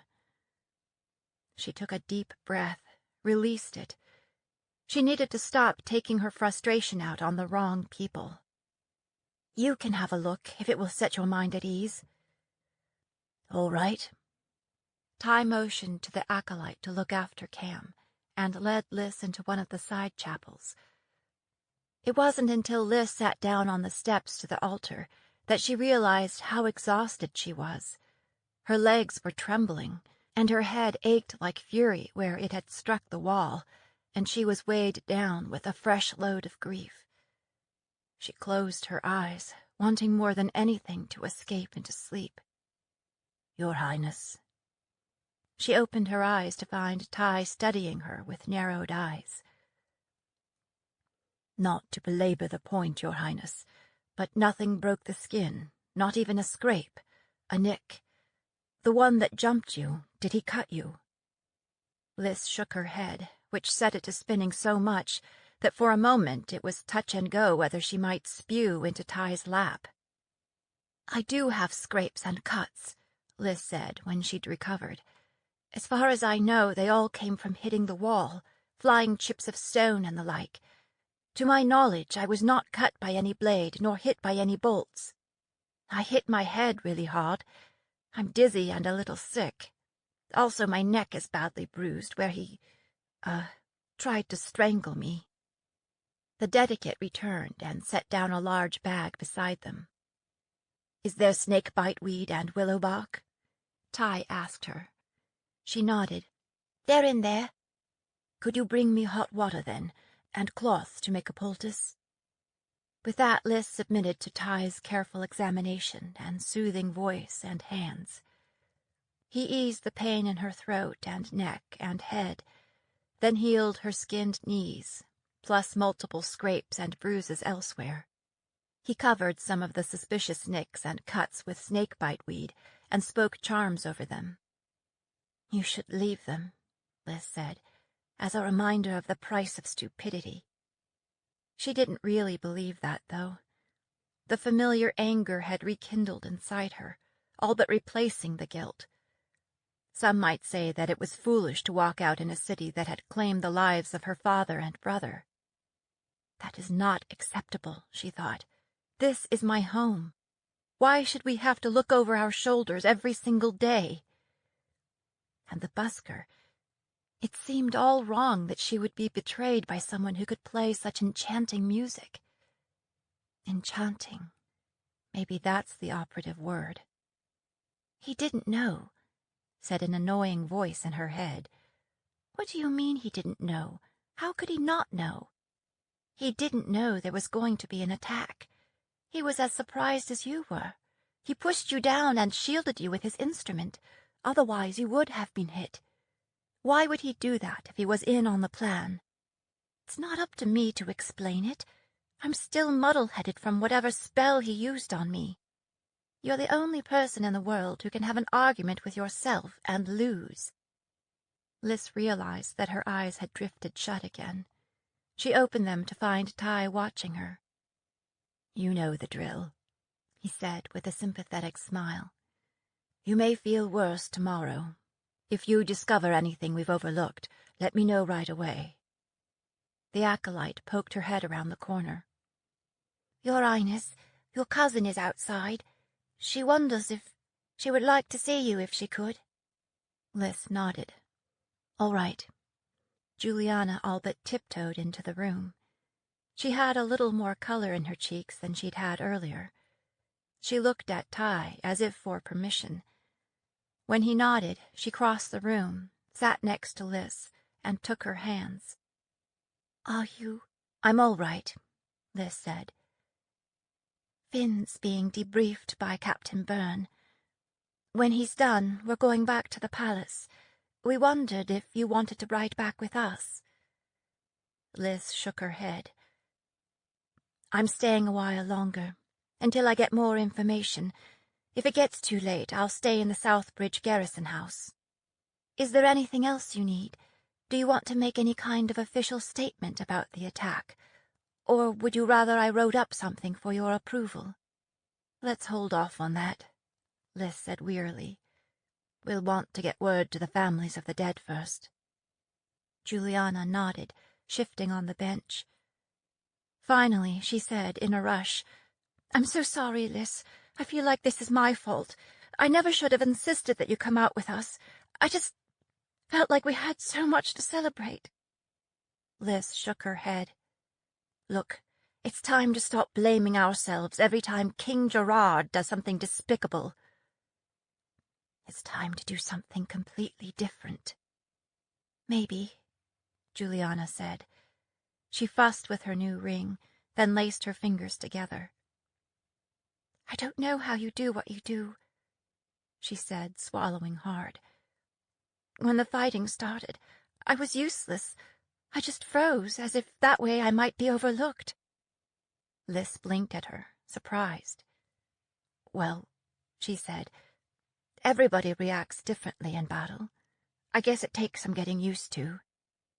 Juliana stood. "I don't think I'll ever get used to it." She smiled faintly. "I expect I'll see you later today." Lys watched her walk away. By the time Juliana left, some of the other gray wolves were trickling back in, among them Sasha. After exchanging a few words with the guards at the door, she came and saluted Lys. "I thought you'd be long gone by now," she said. Lys shook her head. "Sit down, Sasha." She waved her to a spot next to her. Sasha sat and peered anxiously into her face. "Are you sure you're all right?" "Just some bumps and bruises. I felt worse after a workout with you. I didn't want to leave without getting an update." Lys paused. "You heard about Cam and Carew?" Sasha nodded. "When I leave here, I'm going to go talk to Cam's brothers," she said, her voice husky with emotion. "Wait until morning," Lys said, "and I'll go with you. There's no point in waking them up for bad news." "All right," Sasha said. Pulling out a handkerchief, she blew her nose. "So, what have you found out?" "Unfortunately, we don't have anyone to question. Not yet. We've got 3 dead ones." "What about the busker? Did you find him?" If he really wasn't in on the plot, maybe he'd be willing to give up those who had hired him. "No, but we'll find him. I've sent word up to Captain Byrne for reinforcements, so we can do a thorough search of Ragmarket and Southbridge. I'll go back out in the meantime." "Was there anything on the dead ones that might give us a lead? Like a promissory note from King Gerard, or a sack of Ardenine silver?" "Their pockets were empty," Sasha said. "They were dressed like your usual street rushers. They used crossbows, and those are more common in the south, but they're also good for them who haven't much skill with a bow. Laurent did death mask sketches of them, and we'll show them all around town and see if anyone recognizes them. But it would do us the most good to catch us a live one." She paused. So what I want to know is, did you get a good look at any of them? Well, probably the musician is the only one, Liz said. The others rushed in, and they were shooting, and... The musician. Had you ever seen him before? She shook her head. I don't think so. Never. I would have remembered. Could you give me a description I can hand off to the wolves? He looked hungry, as if it had been forever since he'd been fed. No. He looked like a wood nymph or a young god. No. He was the most enchanting boy I've ever seen. No. He was about our age, Liz said, if I had to guess. He was thin, and his eyes... Well, you know how the ocean changes color from gray to green when the sunlight hits it? So his eyes were kind of hazel, Sasha said. Liz nodded, though that was a drab kind of description. Kind of. His hair was mingled gold and red and brown, like aspen, oak, and maple leaves in autumn, or flames burning low on the hearth. Her voice trailed off. Sasha was taking notes, and now she looked up inquiringly. So his hair was streaky brown? She was no poet. Right. That's all. And he was well dressed. Fine wool cloak, leather boots, velvet jacket. Sasha took that down too. What was that instrument he was playing? Did you recognize it? Liz shook her head. I've never seen or heard anything like it. He said it was called a jafasa. Jafasa, Sasha repeated. How do you spell that? I have no idea, Liz said. But the music got into my head, like it was written for me. It was like, when he played, everything else was in shadow. Nothing else existed. Huh, Sasha said. He sounds like fairy folk to me. You know how they're always luring people into trouble? Except I don't believe in fairy folk, Liz thought. Looking back, I wonder if the instrument was some kind of flashcraft. Maybe the magic was in it, and not in the busker. Maybe, Sasha said. Well, that's a start. If you could draw a sketch of it, maybe we can make copies and show it around, and see if anyone knows of a musician that plays an instrument like that. It may take time, but we'll find him. Sasha, Liz said. I couldn't help thinking that he didn't know there was to be an attack. It was as if he was as surprised as I was. Sasha raised a skeptical eyebrow. Just his bad luck, huh? That he happened to be the one to lure you into an alley? Ty had returned and was standing, shifting impatiently. Do you have your answers, Your Highness? I'd really like to get you back to the palace, so you can get some rest. There's still wolves out looking, but I don't think there'll be more news tonight, Sasha said. All right, Liz said. I am tired. Just then, one of the grey wolves approached them, holding up a fistful of battered flowers. I was told that you dropped these, Your Highness. Again, the sight of the flowers struck a chord of memory. The busker gave them to me. You took flowers from him? Sasha stared at her. Look, I'm not stupid, Liz said, her temperature rising. There was something about that music that... She trailed off. Hold on, Ty said, stepping between Liz and the flowers. I want to take a look at those. Taking hold of his amulet, he fingered them, then spoke some spell work over them. Finally, he looked up and said, a little sheepishly, They're just flowers, I guess. Nothing special about them. But there was. There was something about this mix of flowers, something Liz should be remembering. He must have bought them here in the city, Sasha said. We'll see if anyone remembers someone buying flowers like these. Liz extended her hand, and touched one of the foxflowers, sending petals spiraling to the floor. That was when the pieces fell into place. "Hanalea's bones!" she cried, shrinking back, beating down hysteria. The busker was guilty. He was as guilty as he could be, the silver-tongued bastard. And so was King Gerard. "Your Highness?"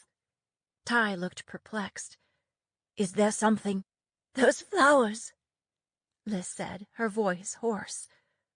"They're the same as the ones my father bought on the day he was murdered." 17. Final Act. Brion's gig went south so fast that he didn't have time to think. All of a sudden, bolts were flying fast and furious, while his leaf-muddled mind tried to process. The next thing he knew, he'd knocked the girlie flat and was trying to cover both of them with his jafasa until somebody picked him up and flung him aside. He hit the cobblestones hard, and he lay there, stunned for a moment, till he'd got his breath back. He saw that the arbalists had focused on a low stone wall the girlie had taken shelter behind in the park. But there were rushers coming up from the riverside, too. He watched as the girlie whacked one of them with her instrument case. Then the rusher was on her, and she went down underneath, and Brion knew how that would end if he didn't intervene. He took one step, then saw a gang of bluejackets swarming toward them, and realized he'd be in for hard questioning if he was caught. It seemed like a good time to shove off. It was probably too late to save her anyway. He scooped up his bag and his splintered jafasa and took off running, zigzagging through the narrow streets, less concerned about where he was going than where he was coming from. It didn't help that he was in a strange city, a really strange city, as it had turned out. He heard boots crunching through the snow behind him and knew he hadn't gotten away clean.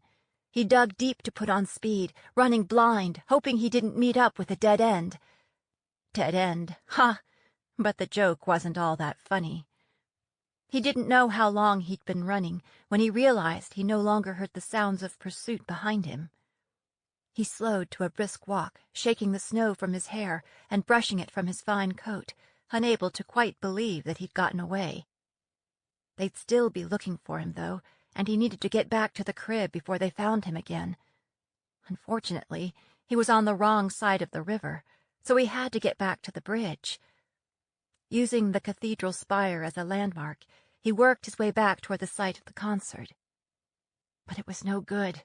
The market was boiling with bluejackets on both sides of the river. He could see another bridge farther north along the river, so he headed that way. He had to try to get across before the bluejackets spread their nets wider. When he reached the bridge, he paused in the shadow of a building to scan the area. Seeing nothing alarming, he crossed the promenade along the river and turned onto the bridge. He was halfway across when he saw someone step onto the bridge at the far end and walk toward him purposefully. His familiar, angular shape set Brion's heart to hammering. It was Darien. Brion backwalked a few steps, turned, and all but ran into another rusher charging him from behind, his blade glittering in the light from a street lamp. Brion bent double, hitting him low and bowling him over like a kingpin. Brion took off running, back the way he came. He heard the client cursing, shouting to others to join in. He ran up one street, then down another, slid through a crack between buildings too narrow to admit anyone but a cat or a scrawny jafasier. He stood there, gasping, and listened to the herd of pursuers go by. Somehow he knew there would be a rear guard, and there was. The cloaked figure of Darien stalked by, turning his head right and left, as if he could sniff out his prey. Brion reached up and fingered the mage mark on the back of his neck, and prayed to whatever gods might listen to a tarnished soul like him. Maybe the gods were listening, or maybe he'd already endured his share of bad luck. All that mattered was that the client passed him by. Hours later, Brion found a hidey-hole in a stable a few blocks away from the river. Several horses poked their heads out when he slid through the doorway, but the stable hand was dead asleep. Brion could hear snoring from the rear of the building that all but rattled the shingles from the roof. Once he climbed the chancy ladder into the hayloft, he was tempted to pull it up after him, but he guessed that would point a finger straight at his hiding place. So he left it be and buried himself under the hay in the farthest corner, his shiv in his hand, what was left of his jafasa beside him. Why he kept dragging that around he had no idea, unless it was because it was the only thing of value he'd ever owned, and he'd probably never get his hands on another one. He'd hardly settled in when he heard a banging down below, sleepy curses from the stable hand, the tread of boots, and muffled voices that cleared as the speakers made their way from the back room to the front. "He'd be wearing fine clothes and carrying a black leather case," a gruff female voice said. Fortunately, that seemed to be about all the description they had. The stable hand's voice rose. "I already said there aren't nobody here except me and the horses. I've been on the watch all night." "You was hardly on the watch when we got here," the newcomer snapped back. "We could hear you snoring clear out in the alley. He could have been sharing your bed and you'd never know it. So we'll take a look around anyway." The ladder shuddered as she began her climb. Her head poked up above the floorboards, then the rest of her. Brion held his breath and tried not to move a muscle. The bluejacket stalked around the loft, poking into piles of hay with her sword. Once the blade came so close to his eye, it seemed she might have sliced through an eyelash or two. Eventually, the bluejacket disturbed a barn cat, who screeched so loud that Brion all but soiled himself. Grumbling, the bluejacket disappeared back down the ladder. "What's this boy supposed to have done?" the stable hand asked. "Bastard attacked the Princess Alyssa," the bluejacket said. "Hang on, who?" "He and a whole pack of thugs ambushed her." "Is she all right?" the stable hand asked. The bluejacket shook her head. "I don't know. I haven't heard. Her father and brother were murdered the same way. Gutter swiving cowards. I'll gut the lot of them if I get hold of them." No, Brion thought, offended. I'm a musician, not a killer. I just got mixed up with a bad crowd when I was born. The voices finally moved away, and he let out his breath in relief. He fingered Her Highness's locket, which still rested against his chest. Each time he closed his eyes, he saw her face in front of him, her direct brown eyes, her expression when she said, "I might as well be honest, because I'm not very good at lying." He'd known this gig was bad news from the very beginning. Why then had he taken it? What was he turning into? He hoped she wasn't dead. It took him a long time to fall asleep. Brion stayed in hiding for 2 solid days, curled up in his corner, buried in hay to keep warm. Once or twice a day, Clayton the stable hand would labor up the ladder into the loft and pitch down hay to the horses. But he was a slow-moving, noisy sort, so Brion was always hidden by the time Clayton stuck his head up through the floor. Brion had to stay still while people were coming and going from the stable, so nobody would hear him moving around overhead. After most of a day spent in one spot, he was so stiff he could barely move. At night he'd creep out into the stable-yard to empty his night soil bucket and have a quick smoke, but the bluejacket patrols were so thick he never got far before he was driven back inside.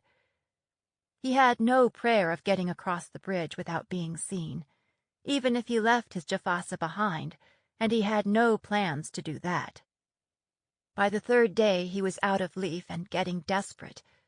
Finally, luck came his way in the form of a wagon that parked in the stable-yard long enough to swap out the horses, and also long enough for Brion to slide under the canvas that covered the cargo. He had no idea where the wagon was going, but he figured it must be better than where he was, with blue-coated guards swarming everywhere. If he could get across the river, he'd stop in at the crib and fetch Aubrey and Goose, and they'd be on their way, with or without Jingle in his pockets. There was always a way to make a little jingle. Versatility had always been one of his strengths.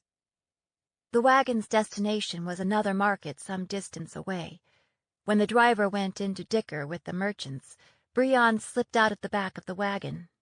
As he crossed the market, he nicked a carved walking stick from one of the stalls displaying clan-made goods, and a battered cloak that was stuffed into a basket of rags. Wrapped in his scroungy cloak, the jafasa underneath so he looked like a hunchback, he hobbled along with his walking stick. That disguise was enough to get him across the bridge. By then, Darkman's hour had come. The temperature was dropping, and the slush in the streets was beginning to freeze again. He was just turning into the street where the hideout was when he heard someone hiss his name. He looked, and it was Aubrey, motioning from the doorway of a tavern. Apparently, his disguise wasn't as good as he thought it was. Taking a quick look around, he ducked inside. She was huddled at a table to the left of the door, where she could look out of the open window. That must have been how she saw him passing by. A drover's cap was pulled low over her face, and she had big, dark circles under her eyes. "Aubrey!" he said, but she hushed him right away and pushed his jafasa under the table. "You can't be carrying that around," she growled. "They'll catch you." "I was on my way back to the crib," Brion said. "I'll stash it there." She shook her head. "You got to ditch it. I was about to give up," she said. "I figured you were still alive because they're still looking for you. You really stepped in it this time." "I stepped in it?" It sounded like she thought it was his fault. "I can't wait to get my hands on Wax. He set me up." "Wax is dead," Aubrey said. "And so's Goose." Wax and Goose. Both dead? Brion felt like he'd been clubbed. Wax was the kind of person who always landed on his feet, no matter who he had to stomp on to do it. And Goose? He'd cut your throat for a wad of leaf, but other than that, he'd always been a harmless sort. When Brion said nothing, Aubrey pressed on. "And we'd be dead too if we'd have been there when they came." "When who came? The Blue Jackets?" She shook her head. "Them that hired you. I guess they didn't want to leave anybody behind to tell tales. The Blue Jackets is the least of your worries. If it's all right with you, I'll worry about them just the same," Brion said. "Did you see who did it?" She shook her head. "No, and I don't want to." "How were they done?" Aubrey hesitated. "Their throats were cut." "But you weren't there." She shook her head. "Like I said." "Who told you?" "What do you mean?" "Who told you how they were killed?" "I don't know," she snapped. "I don't remember." "What do the Blue Jackets say?" "I couldn't very well go ask them," Aubrey said. "Anyway, they might not know yet. All I keep hearing about is that blue blood you sung to." "Is she dead too?" Aubrey nodded. "That's the word on the street anyway." Guilt welled up inside him. Regret for the part he'd played in the murder of the brown-eyed girlie. Her Highness, who wasn't very good at lying. "Are the bodies still there?" "What bodies?" she growled. Brion could tell she was rattled, because she was so prickly. "Goose and Wax." "Probably. Why are you being like this?" "Why are you being like this?" "I want to know," Brion said. "I'm going to go check it out." "Look, you can't go anywhere near there. I wouldn't be here now, except I was waiting for you. It hasn't been easy staying alive this long. I don't want to ruin it now." She gripped his arm. "Come on, Bree. Let's get out of this town. Let's go back to Boston Bay, like we said we would. We can start over." Suspicion flickered through Brion. Aubrey had wanted to leave without Goose and Wax, and now she was telling him that they had no choice. Maybe they weren't dead after all. Or maybe she'd been the one that... No, this was Aubrey. You wouldn't trust Aubrey with your purse, but she wasn't a killer. Either way, he needed to know. You stay here. I'll go myself. When I come back, we'll leave. Don't go, Aubrey said, then added in a rush. Look, I've got a little leaf. We can smoke it up then hit the road. That's a good plan, Brian said, for when I get back. Watch my Jafasa for me. He was like a littling with one broken toy who keeps dragging it around after him. I may not be here when you get back, Aubrey muttered. I'm making no promises. If you're not here when I get back, well, good luck, he said, turning away. He wished he wasn't a stranger in this town. He wished he knew his way around better. He wished he was a pirate sitting on bags of swag. Witches were free, after all. The street outside the warehouse was eerily deserted, like everybody outside knew what had happened inside. Everybody else is smarter than me, he thought.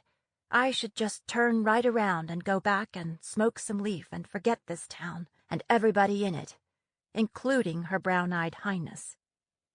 He paused a moment outside the door and almost turned away. No, he had to know. He looked up and down the street, saw nobody, and pushed the door open. He all but stumbled over a body sprawled face down a few feet away from the door, arms stretched out as if he still hoped to make it out. A faint scent of decay wafted up. It was Wax, dressed in his usual tattered finery, his face mashed into a sticky puddle of blood. Aubrey was right. It looked like his throat had been cut. His hands were swollen, purpling. The killers hadn't even taken his rings. That in itself was terrifying. Wax, running away from trouble as usual. Goose hadn't put up much of a fight either. He lay on his back in the same corner where Brian had last seen him, eyes peeled open so he looked surprised, his pipe lying close to his hand, his throat neatly cut from ear to ear. He was a bit further along in decay than Wax had been, maybe because it was warmer in his corner. It took everything Brian had not to peer into the bowl of the pipe and see if there was any leaf left. Goose wouldn't be using it after all. Telling himself he was looking for clues, Brian searched both bodies. Goose had nothing, of course, except a heel of rock-hard bread in an inside pocket. Wax, though, had a full purse, the one he kept tied inside the waist of his pants. Mostly girlies, a few steelies. No note signed by the killer or anything. The fact that the purse was still there signified, 1, it wasn't a robbery, and 2, nobody else had come in and found the bodies. Brian tucked the purse away. They had traveling money after all. He searched the rest of the crib, but found nothing telltale. With that, he returned to Goose, thinking he should do something to send him on his way. What was Goose's actual name? Dylan, maybe? It seemed wrong to call him Goose at a time like this. Brian tried 3 times to close Dylan's eyes, but it was a no-go. It was like they were glued open. Finally, his own eyes watering, he pulled the threadbare blanket up over Dylan's face. Then he tried to put the pipe back in his hand, but it just kept falling out. Finally, he set it on top of Dylan's chest. At least he died doing what he enjoyed, Brian thought. The longer he stayed, the edgier he got. It was time to go. He was 3 steps from the door when he heard somebody fumbling with the latch. In an instant panic, Brian looked for a place to hide. Then he realized that no matter where he hid, if they searched the place, they'd find him. In the end, he flattened himself against the wall next to the door, hoping whoever it was would walk past him without noticing. When the door banged open, he ended up behind it. It was 4 rushers, all muffled up in coats, all bigger than Brian. Darian says we gotta search this place and make sure there's no loose ends to tie us to this thing, one of them was saying. "He should have told us up front what the job was," another one whined. "I don't need this kind of trouble. I can't make a move without running into a swiving bluejacket. Which is exactly why we need to check this place out," Rusher number 1 said. "When these ones begin to stink, they'll be found." Their attention immediately fastened on Wax. Brion couldn't help wishing he'd dragged the body farther from the door. "You two, search this one," number 1 said, nudging Wax with his foot. "You, come with me. Darian said there was another one in the corner. Then we'll sweep the place and be out of here." When the other 2 left to have at Dylan, the remaining ones knelt next to Wax. "I don't know why this is our job," number 3 whined. "We didn't do him. We should be out hunting that scrawny street rat of a busker. You want to tell Darian you refuse? I don't. Matter of fact, I'm clearing out of this town. Who's to say he won't do us like he done them?" Brion edged forward so he could peek around the door. They were patting Wax down. Brion knew he should leave, but still he stayed, hoping he might hear something that would tell him who'd done this thing and who'd given the orders. And if you do find out, what are you going to do about it? Hit him with your Jafasa? Sing him to death? Send a note to the guard? He was just so damn tired of working so hard not to think about things. "Hey, this one's got rings on," number 3 said. He began trying to wrestle the rings from Wax's swollen fingers. "Stop that," number 4 said, looking toward where the other 2 were searching Dylan. "Darian don't need to know," number 3 whispered. "Keep your mouth shut and I'll share 'em with you." Leaving off tugging at the rings, he pulled out his knife. No, Brion didn't want to see this, and then have to try and forget it. In a heartbeat, he'd cleared the door and was back on the street, running for his life. Behind him, he heard shouting, but he neither slowed down nor turned around until he burst through the tavern doorway. Once inside, he peered out around the doorframe, but he'd apparently lost them. To his mild surprise, Aubrey was still there. Her head jerked up at his noisy entrance, and then she smiled in relief. "I told you I'd be back," he said, dropping into a chair and trying to catch his breath. Aubrey looked toward the door, maybe wondering what kind of demon was chasing him, then back at Brion. "Well, did you learn anything?" Yes. He'd learned that murder had a name, and that name was Darian.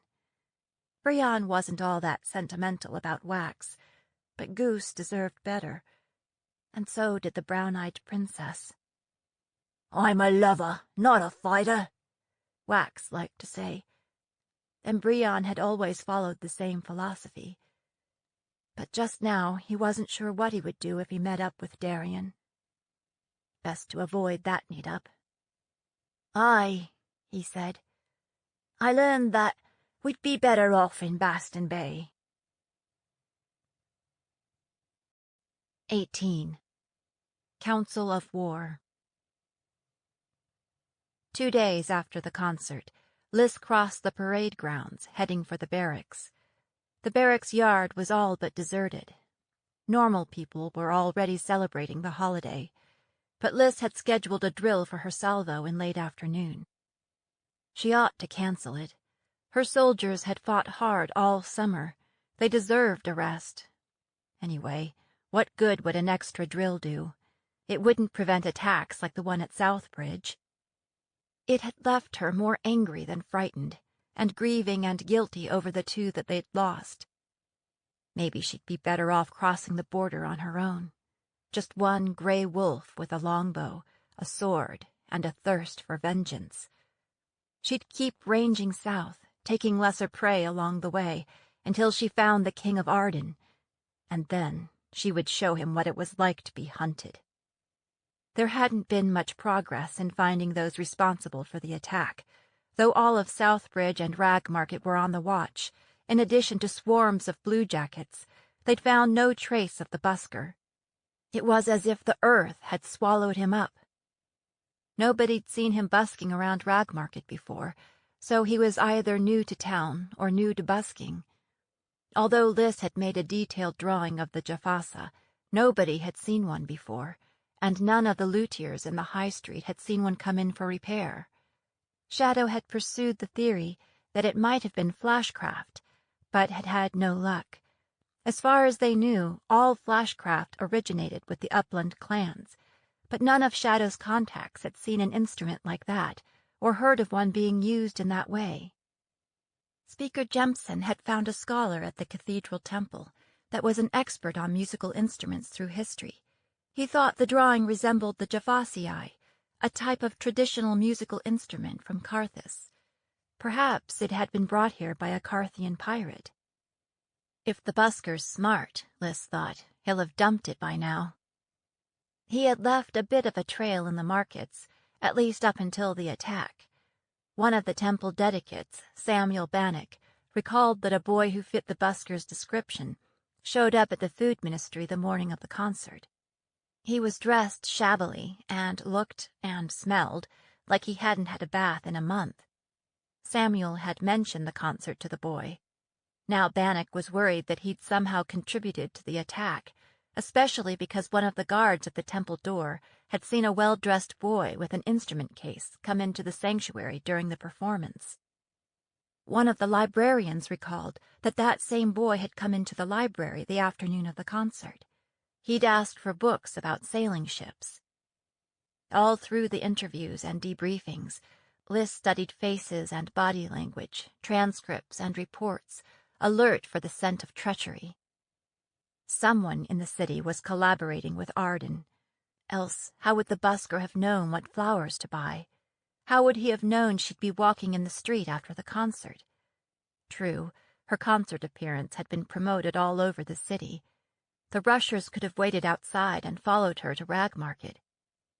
But her instincts told her that she'd been set up by someone here at court. Could that treachery go back 5 years? Could it go all the way back to Hannah? Sasha and Captain Byrne kept her up to date on new findings, but Liz wasn't holding her breath, waiting for an arrest. It would be just like before. Captain Byrne and his wolves would question everyone and scour the queendom, chasing leads into dead ends as the trail grew colder. And then the wait for the next attack would begin. When Liz walked into the duty room, she was surprised to find Hadley standing in front of the map of the realms on the wall, hands clasped behind her back, studying it. On a table against the wall, food and drink were laid out. There were bread and cheese and sausage and cakes, along with 2 promising-looking kegs. That was rare. Unclaimed food never remained unclaimed for very long. "Hadley, what are you doing here?" Liz waved a hand, taking in the food. "What's all this?" "There's a meeting," Hadley said. "A meeting? Here?" "We thought that it would make it more convenient for you." Liz racked her brain, trying to remember if there had been a meeting scheduled that she had forgotten, and came up with nothing. "You're welcome to use the duty room if you want," she said, "but I'm supposed to meet with my salvo in half an hour." "They know about it," Hadley said. If they know about it, then why didn't I? Liz thought irritably. Right at that moment, Sasha walked in, brushing off snow. "I'm here for the meeting," she said, pulling off her gloves and warming her hands by the stove. "It's sure cold around here. I wish we could go someplace warmer." Then it was Shadow, and Juliana and Finn, followed by Liz's lieutenants, Mason, Littlefield, and the newly promoted Demeter Farrow, Ruby Greenholt, another member of her guard, and Ty Griffin. "I think we're all here," Finn said, looking around the room. "It's not my birthday," Liz said, "so what's going on?" "We want to plan a wake for Staunton and Carew," Sasha said. "Oh," Liz said, thinking that hardly required an emergency meeting. "That's a great idea. Just let me know when it is, and if you're taking up a collection, I'll—" "We need your help," Hadley said. "We're hoping you can find us the right place, and help us get the supplies we need. Because you have so much experience at planning this kind of event," Sasha said. Liz was lost. "You know I'm glad to help you out in any way I can, but when it comes to parties, We're having this party, south of the border," Shadow said, with no trace of humor at all. "We want to bring the war to Arden, and we think you know how." Liz looked from person to person. Their smiles had dropped away, leaving them looking fierce, determined, and absolutely serious. Liz cleared her throat and blotted at her eyes. "I appreciate the gesture," she said. "I really do. It means a lot coming from all of you." "This is not a gesture," Littlefield said. "This is real. And if we die in the attempt—" He shrugged his shoulders. "That's just it," Liz said. "I don't want you to die in the attempt. If I ever make it to the throne, I want you all at my side. Anyway, there's a limit to what 10 people can do." Someone pounded on the door. Littlefield pulled it open, looked outside, and then swung it wide, motioning to Liz. "There are some people outside who want to come to the party, too." Outside, it appeared that Liz's entire salvo was assembled. As one, they drew their swords, went down on one knee, and set their weapons down in the snow in front of them. "For the Grey Wolf!" they roared. "You have our swords!" And then they howled. It was like a scene from a play or a pageant. Liz stood there, speechless for a long moment, then brought her fist to her chest in a salute. "Thank you," she shouted, unsure what else to say. "Now, dismissed. The drill is cancelled." Liz shut the door and turned to face the co-conspirators. "What did you say to them anyway, to get them all ginned up?" Mason shrugged. "It didn't take much to tell you the truth. Quite a few of them were at the temple concert, and they heard what happened after. We told our squadrons we were planning something difficult and dangerous and highly secret in the fallow season to get back at those who murdered Staunton and Carew and tried to murder Captain Grey. After that, each and every one of the soldiers you saw out there came to us to ask how they could get in on it." She smiled faintly. "I didn't want anybody to feel pressured into joining in, and I didn't want word to get out about what we were doing." "Staunton was in the field with us all summer," Littlefield said. "Nearly everyone in the Highlanders knew him, and many of us fought alongside his mother, Nance. It'd have been bad enough to lose him on the battlefield in a fair fight, but to see him ambushed like that, it's just wrong. I'm not the only one that thinks so." Mason and Farrow nodded agreement. Liz turned to Ty. "I don't mean to imply you're not welcome, but why are you here? I know you worked on Cam at Southbridge Temple, but why is a healer planning a military raid?" "I've been working the battlefields for 3 years now," Ty said.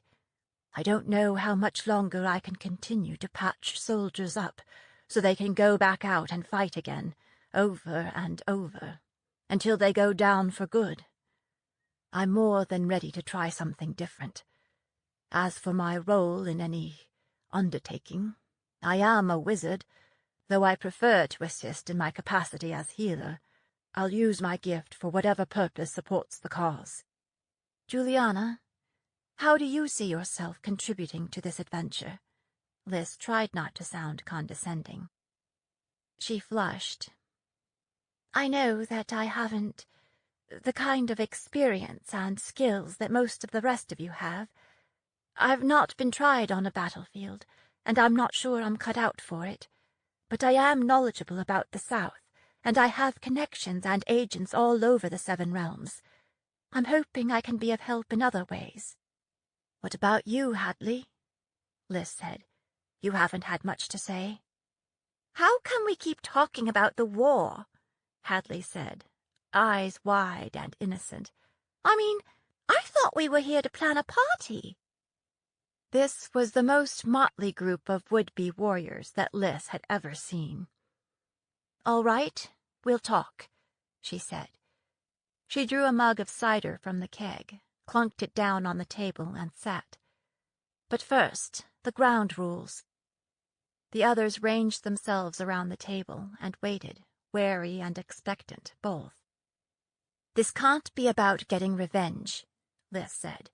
"I'm not going to squander soldiers' lives to make a point. This has to be a play that changes the game." "I'm not out for revenge," Juliana said. "For me, it's a matter of policy. I'm in this because I think you're right. We do need a change in strategy.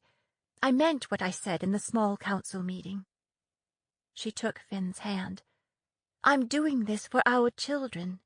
I don't want them to have to grow up as stepchildren to a war. If we take territory, we need to be able to keep it," Lys went on, ticking her points off on her fingers. "This can't be a skirmish or a hit and run. It has to be a target with real strategic value. Something the Thane Council can't ignore," Juliana said. "Can we do all that with a salvo?" Greenholt said. "It's that, or we stay home." Lys paused. "Since this is your party, do you have any suggestions as to targets?" "What about Baston Bay?" Hadley said. "That's close to their capital, and it's their most important port. We wouldn't have to march across the flatlands, because we could come in by ship." No, Lys thought, shuddering. No ships. "That's pretty far south," Pharaoh said. "Even if we managed to take it, Arden could come at us from land and sea, and we'd be trapped." "Spirit Gate?" Hadley said. "That would have a certain justice to it, since they landed their brigade there when they attacked Queen Court and Fortress Rocks." "I know that area well," Shadow said. "I've been traveling up and down the coast for the past 2 years, and it's not out in the middle of the flatlands." "But it's right on the border, so we'd barely stick a toe into Arden," Lys said. "That would feel like more of a hit and run, and it's not one of their major ports." "You just don't want to set foot on a ship," Sasha said. Lys shrugged. She wasn't going to deny it. "What about a winter attack? That might take them by surprise." Mason nodded. "It would be unexpected," she said. "But even if we crossed the mountains, we couldn't expect to penetrate very far before having to face their army in the flatlands, where we are at a disadvantage.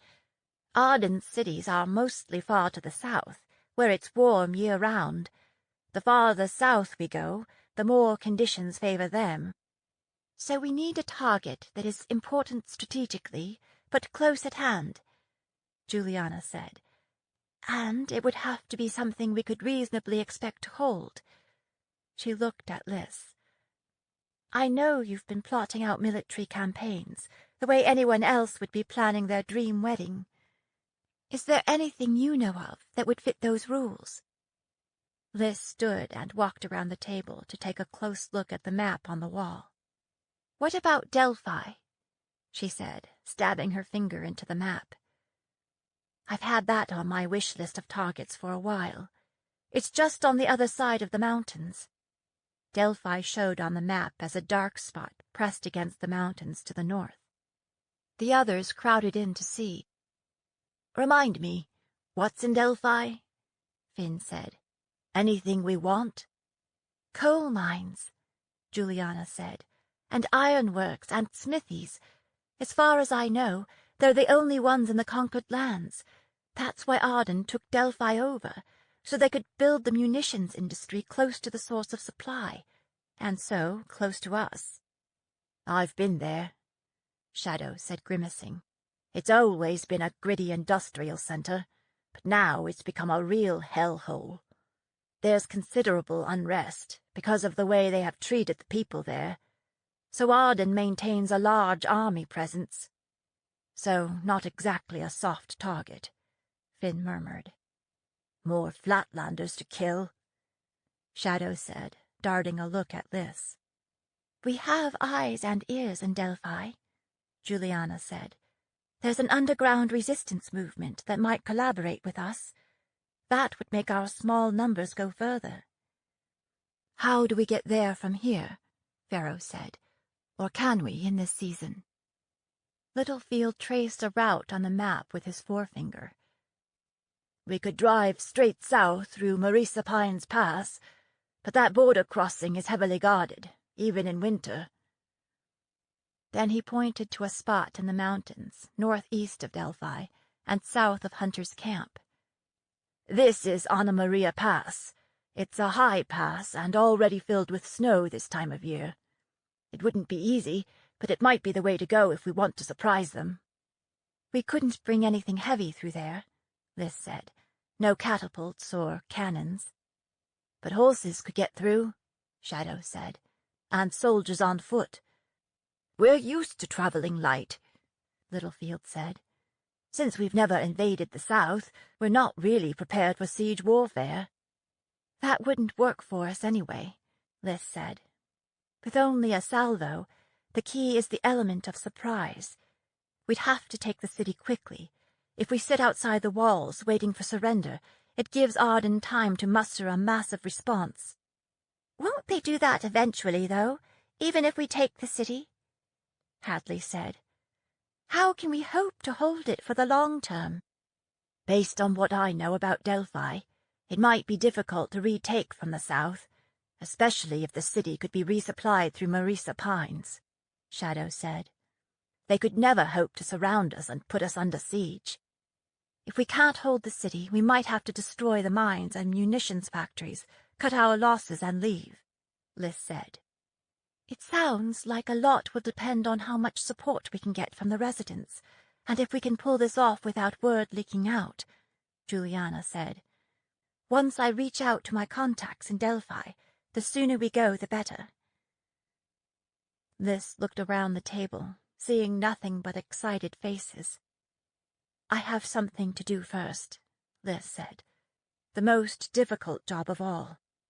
Which is? Finn asked. I have to speak with the Queen, Liz said. Excitement turned to confusion and dismay. Juliana leaned forward. You mean that you have to come up with a plausible story that explains our absence while we... I mean that we cannot go without my mother's blessing. That was met with shocked silence. They all looked at one another. Hadley cleared her throat.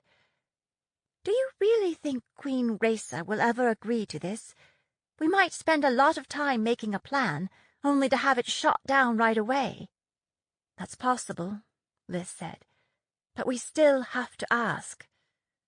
Have you heard that saying, better to ask forgiveness than ask permission? Sasha said. If you ask permission and she says no, then we absolutely can't go. You're right. Then we absolutely can't go, Liz said. Everybody began talking at once, arguing the point, until Liz slammed her mug down on the table. Look, nobody is more frustrated about this than me, but my mother is the queen of the realm. If we launch an unauthorized attack across the border, some would call that treason. How could she let that go unpunished? Do you really think she would bring you up on charges? Mason asked.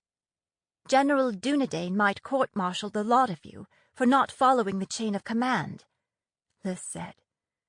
Gah, she thought. I've been in the army too long. If we take the city, though, Finn argued, if we win a huge victory, don't you think she'll forgive us? What if we don't? Liz said. What if it's a disaster, and we're all captured or slaughtered? What if we all disappear, never to be heard from again? What if I'm killed, and you all have to answer for it? Sasha turned pale. I'd execute myself and save Her Majesty the trouble. You see, the risk you are taking is far greater than mine.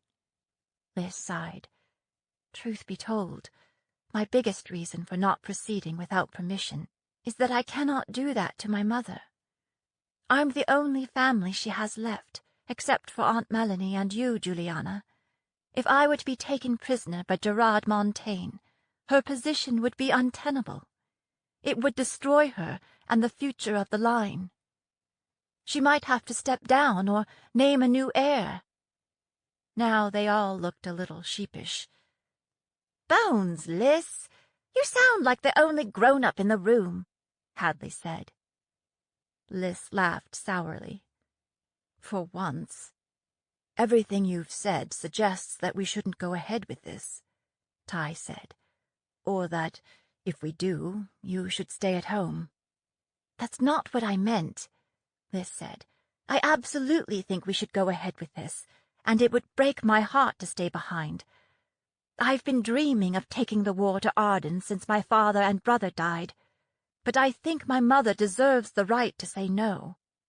"Do you think she'll want to take it to the small council?" Juliana said. "They won't meet until after the holiday, and we both know what kind of reception you got the last time." Liz shook her head. "I don't want to take it to small council. I want my mother to make the decision. I think the fewer people that know about this, the better." She didn't want to say aloud what she suspected, that someone in the city was passing information to Arden. "All right," Finn said, rubbing the back of his neck. "What do we do now? Just wait until we hear back from you?" "I intend to speak with her right away," Liz said. "Meanwhile, we'll need some information from our allies in Delphi to assess whether this whole thing is feasible." She paused. "Solstice is 3 weeks away. Do you think we could be ready by then?" "You're thinking of attacking Delphi on Solstice?" Sasha stared at Liz. "I'd like to ruin King Gerard's holiday," Liz said. "I can't think of a better way to celebrate the return of the light." 19. In the Garden of Queens. The Queen wasn't in any of her usual haunts when Liz went looking for her the next day. Not in her small parlor, or her large parlor, or her library, or her audience chamber. Her pony was in the barn, so she hadn't ridden out into the town. General Dunedain hadn't seen her, and she wasn't practicing her sticking on the parade grounds. Her appointment secretary said there was nothing on the books. When Liz went to her mother's bedchamber, the doors stood open, and the wolves outside said they hadn't seen her. And then it came to her, where her mother might be. One of her favorite retreats was the rooftop glass garden, where she could visit summer whenever she liked. These days, it was mostly given over to growing fresh fruits and vegetables for the palace and the Briar Rose Ministry. "I think I know where she is," Liz told the bluejacket on duty. "I'll just cut through here." Liz walked through the sitting room into her mother's bedchamber. She went straight to the closet against the back wall, pushed clothing and shoes aside, and slipped through the secret door in the back panel. A door built by her ancestor, Queen Hanalea, so she could meet her lover, Alger Waterlow, on the sly. Beyond the door lay a small round chamber, centered on an iron spiral staircase that led to the roof. When they were little, Liz, Adrian, and Sasha had used the stairs as a playground, sneaking in and out, playing hare and hounds, and later pretending to be soldiers creeping up on Ardenskourt Castle. They'd quit playing war games when they went to war for real. Liz began to climb. It was definitely closer quarters for her now, with her long legs, than it had been when she was little. There was lots of dust and spiderwebs, as if her mother hadn't been using it much either. All the way up, Liz practiced what she would say, the arguments she would make. What does my mother want?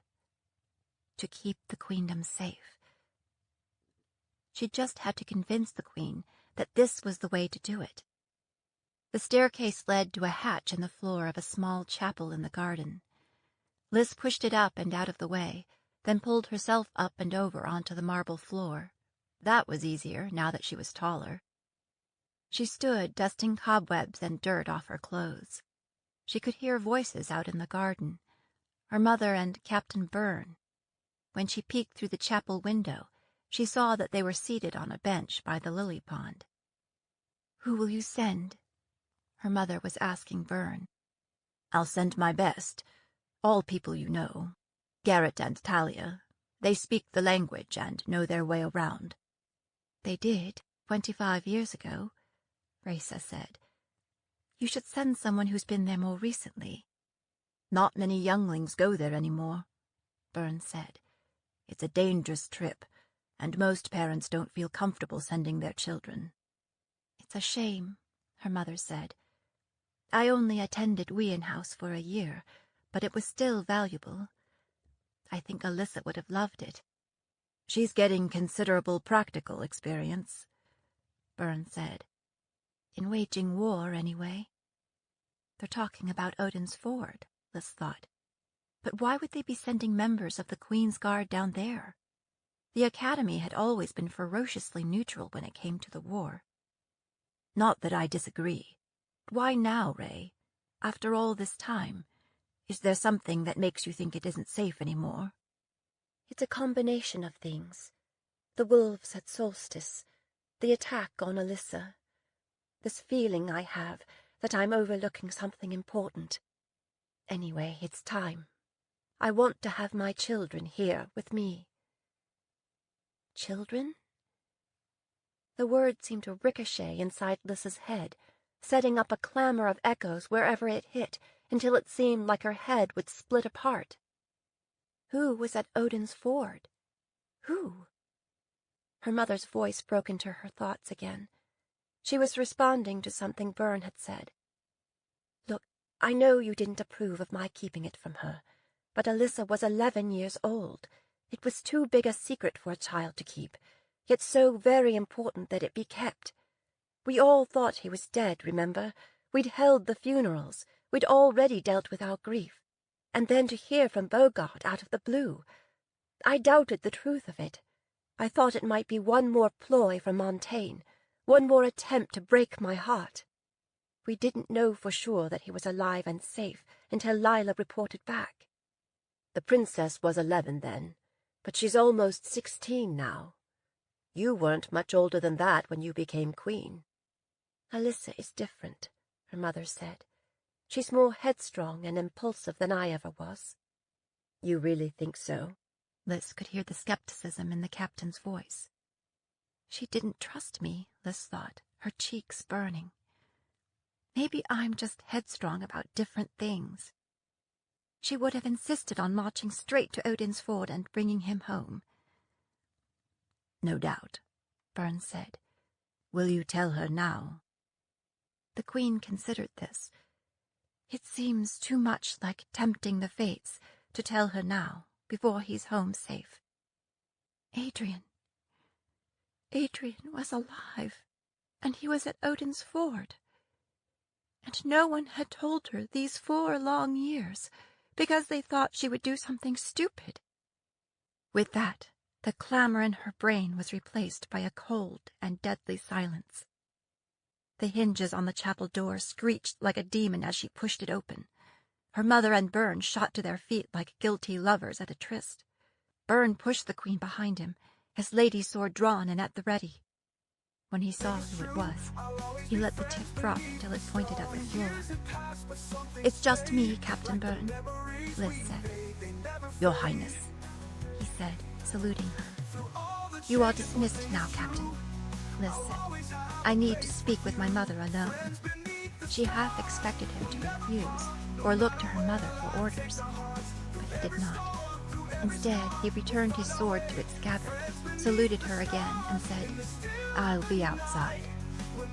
When Byrne was gone, they stood looking at each other, Queen and Princess Air, mother and daughter, dark and light, small and tall. I suppose you heard all that, her mother said, chewing on her lower lip. Most of it, I think, Liz said. Enough. Ah, she gestured toward the bench. Would you like to sit down, Alyssa? I'll stand. I might want to do something headstrong, like impulsively rush from the room and announce Adrian's whereabouts from the tower. I deserve that, I suppose, her mother said with a sigh. Yes, you do. And and you deserve an apology. I would prefer an explanation. Cold, deadly. No. I'll sit down, then. The Queen sat down on the edge of the bench, as if she too might need to spring into action. Which do you want first, the apology or the explanation? Why don't you begin by telling me what happened the day my father was murdered? Liz folded her arms. Most of what I know you already know, her mother said. The rest comes from Taliesin Bogart, a voyageur healer and a dean at Spiritas, the healing school at the academy. What about Adrian? What does he say? How could he possibly justify— We haven't spoken to him, the Queen said. Adrian has been at Odinsford for 4 years, and you've never spoken to him? Liz's voice was rising so that she was all but shouting at the end. Cold and numbness were ebbing away. Adrian blamed himself for his father's death. He couldn't face us afterwards, so he ran. When he met up with Bogart and Delphi, he was ill and grief-stricken. He threatened to kill himself if she didn't take him with her to the academy. So she did. Months later she got in touch with us and let us know that he was alive. Why didn't you bring him home right then? Liz demanded. How could you just leave him there? We thought that leaving him there might be safer than bringing him back here. This has to be a dream, Liz thought, like the ones I used to have where Adrian came back and haunted me. You thought that leaving him unprotected in the middle of Ardenine territory would be safer? Whose idea was that? Just before your father was murdered, someone contacted him, claiming to have more information about Hannah's death. He said there was nothing random about it, that it was a targeted attack. Your father was killed before that meeting took place. After that, I thought there must be a spy somewhere close to us. Since Captain Byrne and I were the only ones who knew that Adrian was at Odinsford, we decided it was safer to leave him there and let everyone think he was dead. Including me. And that is what I need to apologize for. I had my reasons for not telling you as soon as we received Bogart's message. What if I got your hopes up and it turned out not to be true?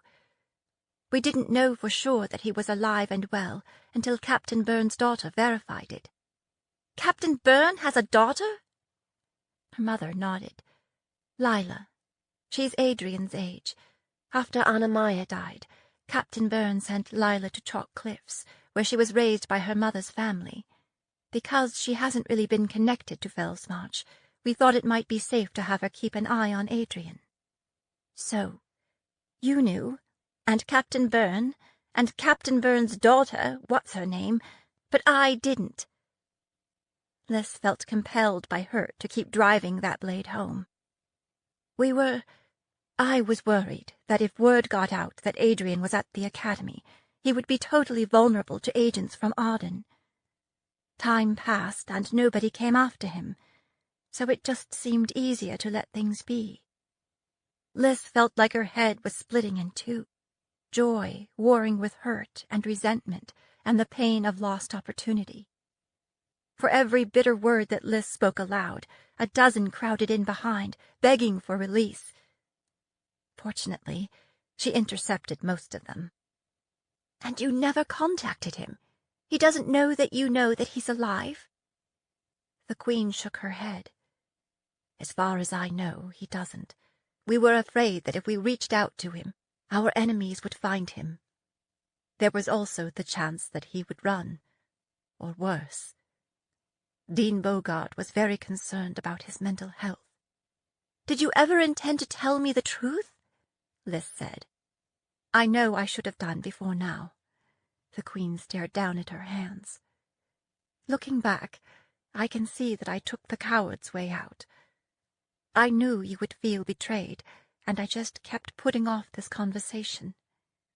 I thought perhaps we would bring Adrian home for your name day this summer. Trying out a smile, she looked up at Liz. Now, with any luck, he'll be home just after solstice. It was hard to keep flailing at someone who just sat there and took it, which meant that Liz could no longer ignore the voice in her head that whispered, He wanted to leave. He wanted to go to Odin's Ford. He wanted to leave us behind. With that, the tears finally spilled over and ran down her face. How could he? How could Adrian go to Odin's Ford, leaving us thinking he was dead? I think that's a question you will have to ask him, her mother said. Neither of us knows for sure what he was thinking at the time. She planted her hands on her knees.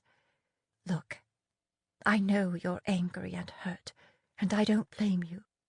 Every parent makes mistakes, Alyssa. When you are a queen, the mistakes are larger and harder to forgive. This is exactly why I keep saying that we need to launch an offense, Liz said. This is why merely holding our own is unacceptable. This is the kind of trade we are making. I've lost 4 years with my brother because of this damnable war, and I cannot get them back. I've lost 4 years with my son. But that was your choice, and Adrian's choice. I didn't have a choice. When he comes home, we'll be strangers. Here. Her mother fished into her neckline and pulled out a locket. She pried it open with her thumbnail and handed it to Liz. This is a sketch of him, done by one of the students at the temple school at Odin's Ford. Lila brought it back to us. Liz studied the portrait. There was no doubt it was him, with his auburn hair and blue-green eyes. His face was thinner, his features sharper, as if every bit of baby fat had been rendered away. His eyes were shadowed with painful history. He wasn't smiling. Liz blotted away tears. He looks sad, she whispered, her voice catching. Her mother's nose was pinked up the way it always was when she was close to crying. You can keep that, she said, clearing her throat. I've had a year to memorize it. Don't let your resentment ruin the joy of hearing this news, Liz told herself. Adrian was alive, and he was coming home. Whatever had happened, they'd talk through it. She would find a way to forgive him. I want to go to Odin's Ford, Liz thought, gripping the locket in her fist so that it cut into her skin. I want to go bring Adrian back home. And that's exactly what my mother was afraid of. Liz turned away, leaning on the railing around the lily pond, watching the shadows of fishes under the surface. Alyssa, her mother said, I am so very proud of you. You have a raw honesty and courage that I cannot match. Like your father, you have the common touch. Like your grandfather, you are a natural warrior. Soldiers want to follow you. Our enemies look into your eyes, and they see their own defeat. She paused. We are different, you and I. But sometimes, when our future looks darkest, we are given the queen we need. Liz swung around to face her mother. Do you really mean that? Her mother nodded. I do. Then prove it. How? If I cannot go to Odin's Ford, then I'm going to Delphi, Liz said. I have a team, I have an army, and I have a plan. The queen extended her hand. Come, sit down, and tell me all about it. 20. South of the border. Liz sat on her pony at the southern end of Anna Maria Pass, trying to shake off the cold that crept into her fingers and toes and brought tears to her eyes, tears that froze as soon as they emerged. Mincemeat snorted out clouds of vapor that gilded his bridle and encrusted his mane. It had finally begun, the invasion that Liz had planned and plotted for so long. When she looked over her shoulder at the moody, snow-shrouded Spirit Mountains, she realized that when she'd crossed the border into Arden that morning, it was the first time she'd ever set foot outside of the queendom. She wondered if the dirt would look different than at home, if she dug down through the snow. Even if the King of Arden was buttoned up in his palace, Lys was still likely nearer to him than she'd ever been. She knew the way. She'd studied maps as closely as another girl might study prospective suitors at her name-day party. Sasha leaned toward her, only her eyes visible between her hat and her thrice-wrapped scarf. "Tell me again why we need a winter campaign." She resembled a snow-covered mountain herself in her white wool cloak. The snow was blinding, a swirling and unrelenting white, so it was impossible to tell up from down, or to see more than a few feet in any direction. And although the snow muffled sounds, now and then Lys heard the creak of leather saddles, brittle in the cold, or the faint jingle of harness. It seemed to come from no direction, and then every direction. Then the gray shadows would appear, always from the north, moving through the storm like wolves on the hunt, which they were. Lys greeted each new arrival and directed the descending soldiers and horses through a narrow side canyon. The canyon opened into a wide, shallow basin where they were protected from the wind and snow, and not visible to any watchers below. Not that they would have been easy to see in any event. Like every other soldier, Lys was wrapped up in a white wool cloak, layered and felted, so that it could not be penetrated by the wind. Although they varied a little in shade, their sturdy, sure-footed, shaggy-haired mountain ponies were mostly white or pale gray also. The soldiers streaming through the pass resembled the ancestors who prowled the peaks in the winter-time, walking snow spirits with ghost horses and a deadly touch. The past 3 weeks had been a whirlwind. Her mother had convened a very select council of advisers: Captain Byrne, Char Dunedane, Shiloh Trailblazer, and Juliana Barrett. They'd pored over the maps, diagrams, and sketches Lys provided. By the week before solstice, Lys had not just one salvo, she had 3, all under her command. She had a dozen Demon Eye warriors, led by Trailblazer. Ty Griffin was in charge of the medical service. Lys had supplies, weapons, tents, and other gear for mountain camping. And her mother's blessing. Shadow received an urgent message from his father and had to leave for Demon Eye Camp before they marched. Shadow was heartbroken, but Lys was secretly relieved. He was just a little too eager to be safe on a battlefield. Hadley wasn't coming either, since there wasn't much for a ship's captain to do in a mountain assault, so Lys asked her to go as her representative to Odin's Ford with the others to collect Adrian. That way they could return by land or sea, whatever seemed most practical. She'd given Hadley a personal note to give to him, in case he needed any persuading to come home. Now, every morning when she remembered that Adrian was alive, it was like a small ambush of joy. For nearly a week, Highlanders and clan warriors had been moving into the mountains, drifting in small groups from wherever they were posted, to the staging area on the northern slopes of the Spirits.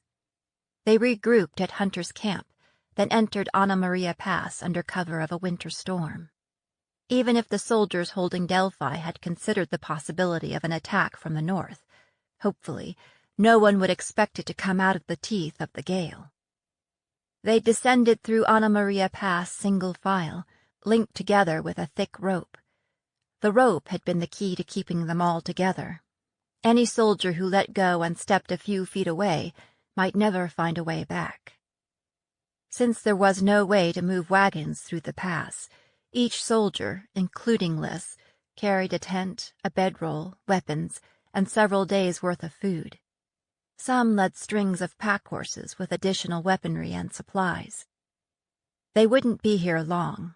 Lys had no intention of their spending any precious time bivouacked in the high valley, eating up their meager food supply. The scouts had been out to the south for weeks, and the Demon Eye had been on the hunt for days, clearing the enemy between the pass and their target. Lys fingered her belt dagger, the one her mother had given her on the day she left for Delphi. It was clan work, the hilt an image of the first Queen Hanalea with her flowing hair. "Captain Byrne's father gave this to me when I wasn't much older than you," she'd said. It has served me well. Stay safe, and come back to me with a victory." She paused, as if distracted by the wolves she alone could see. Then gripped Lys's shoulders and repeated, "Come back to me, Alyssa." Lys looked to the south, to the flatlands beyond the mountains. Could Montaigne feel her bloodlust through the umbilicus of the road between them?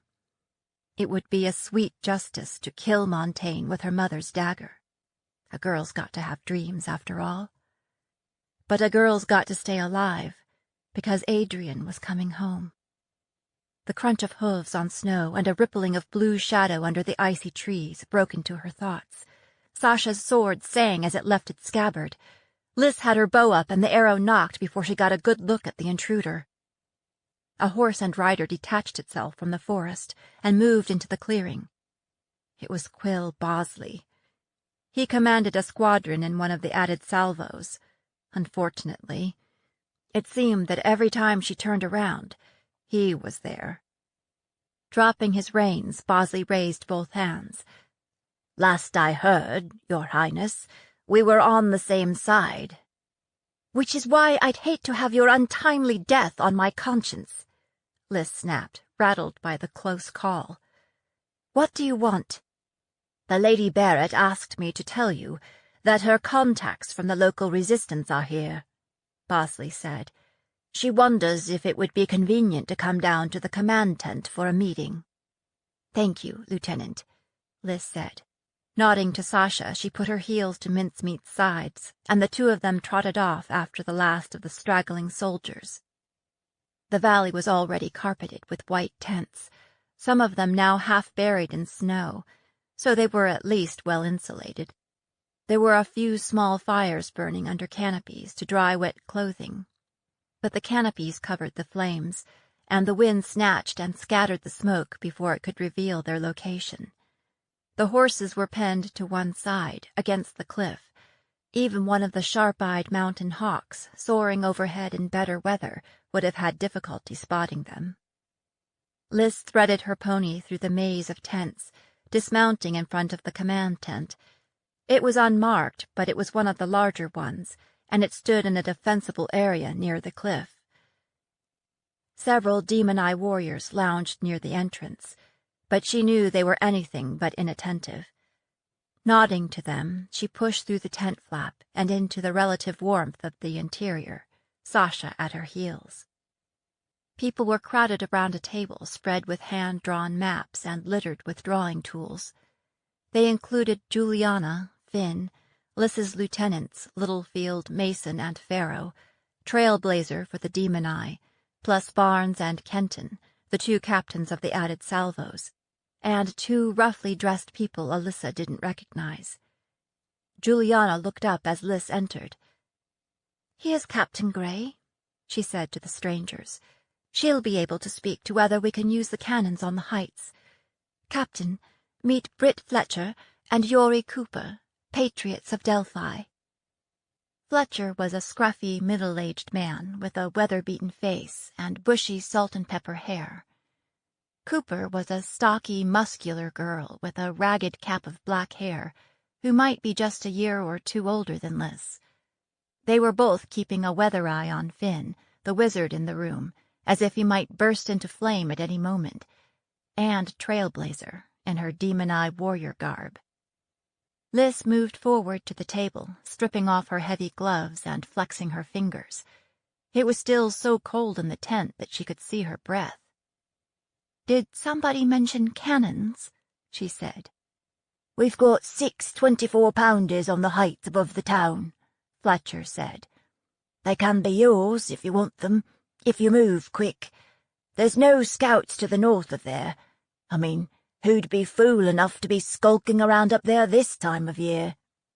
The patriot snorted laughter at his own joke. "You're sure of that?" Trailblazer said. Fletcher nodded. "We've got a lot of hidey-holes up there, so we keep a close eye on the area around the mines.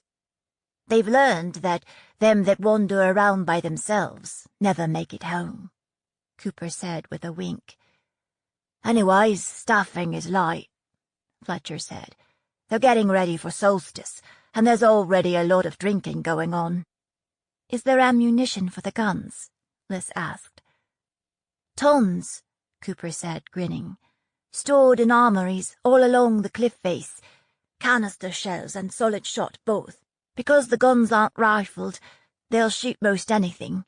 Nobody's touched them since Arden took over, on account of the ones they want to shoot at are up the hill instead of down the hill." Liz rubbed her hands together, as if sitting down to a feast. This was like an extra special solstice gift. "Would we need to supply gunners, or are there still patriots who know how to use them?" "We aren't been under Arden's thumb for that long," Fletcher growled. "We dug the coal, we made the steel, we cast the barrels, and we can sure as hell fire 'em." "How are conditions between here and there?" Mason asked. "Can we bring our horses through?" "There's snow, of course, but it aren't too deep on the lee side," Cooper said. Liz had been studying the maps while they talked. "The army is here," she pointed. Fletcher nodded. "They commandeered a manor house between the mines and the town. That way they can get a jump on trouble either place.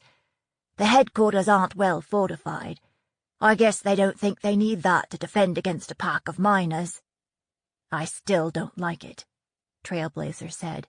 "We have to go too far out into the flatlands to get at them." "That aren't the flatlands," Cooper said. "It is to us," Liz said. "Out there, their numbers work for them. If we have a choice, we'd prefer to attack from cover." "We'd just as soon you didn't bring the big fight close to town anyway," Fletcher said. "The people living there don't have much to start with, and I'd hate to see it burnt up or hexed or blown up or whatever." He cast a wary look at Finn, his amulet in plain view over top of his spattercloth. "You should also know there's some blackbirds been snooping around Delphi," Fletcher went on. "King Gerard's personal guard. There's always some of 'em there, mind you, smacking us down, but these is extras. They've been there for a couple of months." That caught Liz's ear. Could it mean that King Gerard was somewhere within reach? "What are they doing there?" she asked. "Fighting the plague," Fletcher replied, matter of fact. "The plague?" Juliana said, looking dismayed. "There's plague in Delphi? I hadn't heard that." "That's what they're saying, anyway," Cooper said. "Some say it's a lie." It was clear from her expression that she fell into the latter camp. "But why would they claim there is plague if it isn't true?" Liz asked. Fletcher shrugged. "About a month after the guard arrived, we was told that some of their mudbacks had caught the plague from women in town. So the next thing you know," Cooper said, "there are notices all over town that women have to come in and be inspected and get their hair cut." "What does their hair have to do with it?" Liz looked from Fletcher to Cooper. "They say the women have, vermin in their hair, Captain, ma'am," Fletcher said. "Bugs, and that carries the plague. So they have to have it cut off. Khan and his men have been handling all of that." "Khan? You're telling me Marin Khan is up in Delphi cutting women's hair?" Shadow leaned forward, his face sharp with interest. "Not General Khan," Fletcher said. "Lieutenant. Big Khan's son. Young Khan don't seem happy about being here neither." "Do you think the king gave him this assignment?" Juliana said. "Is this some kind of punishment?" Fletcher laughed. "I have no idea. The king and the lieutenant don't confide in me. All I know is I've seen no sign of plague in Delphi." "He's bringing all the women in," Liz said slowly. "So he's looking for someone? Who could be hiding here that Arden wanted to find?" "Seems like," Fletcher replied. "I can't imagine who. Hell, maybe it's just one more way to humiliate us. It aren't bad enough they force everyone into the mines." He gestured at Liz. They've got girls and boys younger than you, spending 12 hours a day underground. It can't go on too much longer, Cooper said. 'Cause they're running out of women, they've begun searching house to house. If Marin Karn's son is here, Trailblazer said softly, then we should find a way to take him alive. I don't know how much leverage that would give us, Liz said. I'm guessing the general is not the sentimental type. She paused. Remind me, who commands the mudbacks here in Delphi? A Captain Halston Madelon, Fletcher said. He's been here a year or thereabouts. He's got the reputation of an up-and-comer, Juliana said, as if eager to contribute. He's risen quickly through the ranks, and his father's on the Thane Council, though lately Madelon Senior has been on the outs with the king. What do the civilians here think of Madelon Junior? Liz directed this to the two patriots. Fletcher and Cooper looked at each other. He aren't so bad, Cooper said. He's a mudback, not a blackbird, and that's in his favour. So, we're all agreed that it would be good to draw their troops farther north, away from the town, toward the mountains, Trailblazer said, as if eager to get the conversation back to killing Southerners. Then we could fight from protection, and in conditions they're not fond of. Liz brushed her fingers over the faded ink of the map, stopping on the spot labeled No. 2 Mine. It was snugged up against the southern wall of the mountains. Who's up at the mines? Fletcher blinked at her owlishly. Well, at any given time, there's hundreds of miners underground. But like I said before, only a handful of soldiers to keep the peace. But what if there was trouble at the mines? Liz persisted. Maybe a riot of some kind. Cooper shrugged. There's been riots before, but it never really accomplished much in the long run, except send a few miners to the gallows. For every Southerner we kill, they kill 3 of us. I'm talking something big. Would the army respond to something like that? Now Fletcher got it too. You know, he said, rubbing the back of his neck, that could happen. We do like to blow things up. That would bring them in range of the cannons, too, Littlefield said. I could create some fireworks, Finn said, fingering his amulet. No! Cooper's face reddened as all eyes turned her way, but she stood her ground. I mean, if you start off with magecraft, that might tip 'em off. She mumbled. Our work might not be so, fancy, but we'll get a response, don't worry. Maybe not to start, Liz said to Finn, but once we get the army up there, I think some fireworks might be just the thing to convince them to surrender. One thing that worries me, Juliana said, is that you mentioned there are children working in the mines. I'd hate for them to get caught up in all this. Aye, Fletcher said. There's littlings, and women too. Cooper ran her fingers along her jaw. We can try to keep the littlings out of harm's way. It won't be easy without giving away the plan. As for the women, they have a grudge to settle with the occupiers. You might find many of them have no intention of sitting it out. Women of Delphi are made of steel and iron. They will make their presence felt. Liz nodded. As long as they understand the risk. She moved on to the Highlanders. Mason, your first arrivals have been resting for several hours. I need 50 ready to ride in an hour. Mason saluted and left the tent.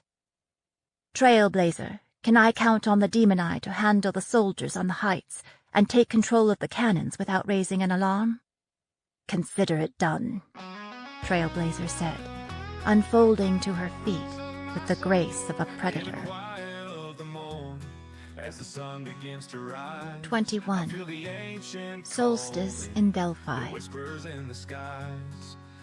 It was Solstice Eve in Delphi, and Hal was trying to think of something suitably vague and cheerful that he could write to his little sister. He'd been at it an hour, and he was already on his 4th attempt. Dear Harper, another year nearly gone. Can you believe it? I wish I could be with you and Mother for the holidays. I'd give a month's pay for one of your solstice cakes and a basket of sweet oranges. There's lots of ice and snow here, so the gloves you sent are much appreciated.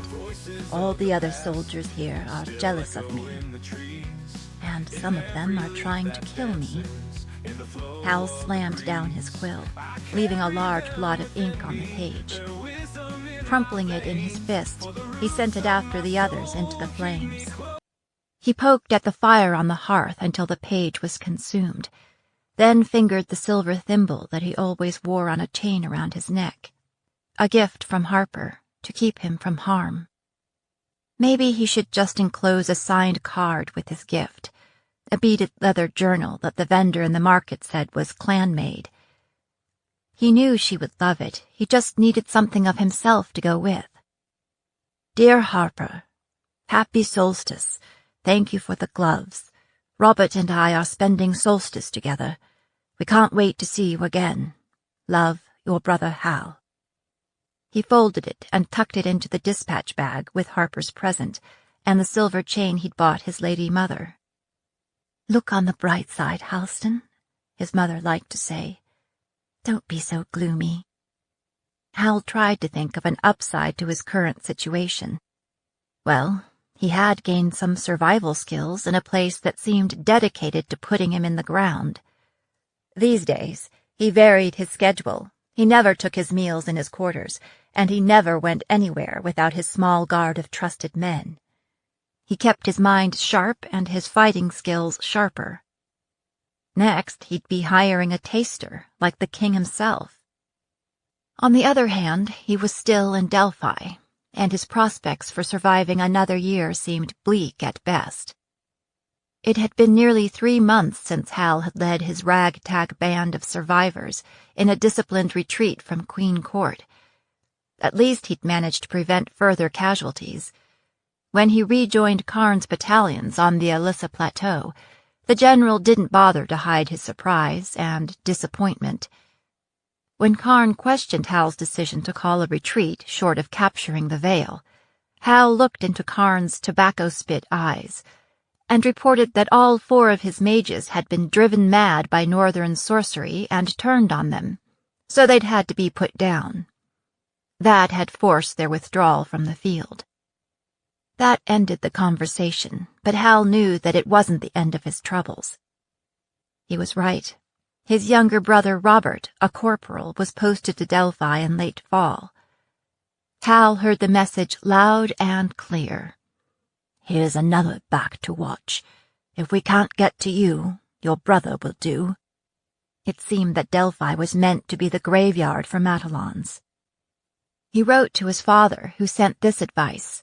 Look after Robert, do your duty, and watch your back.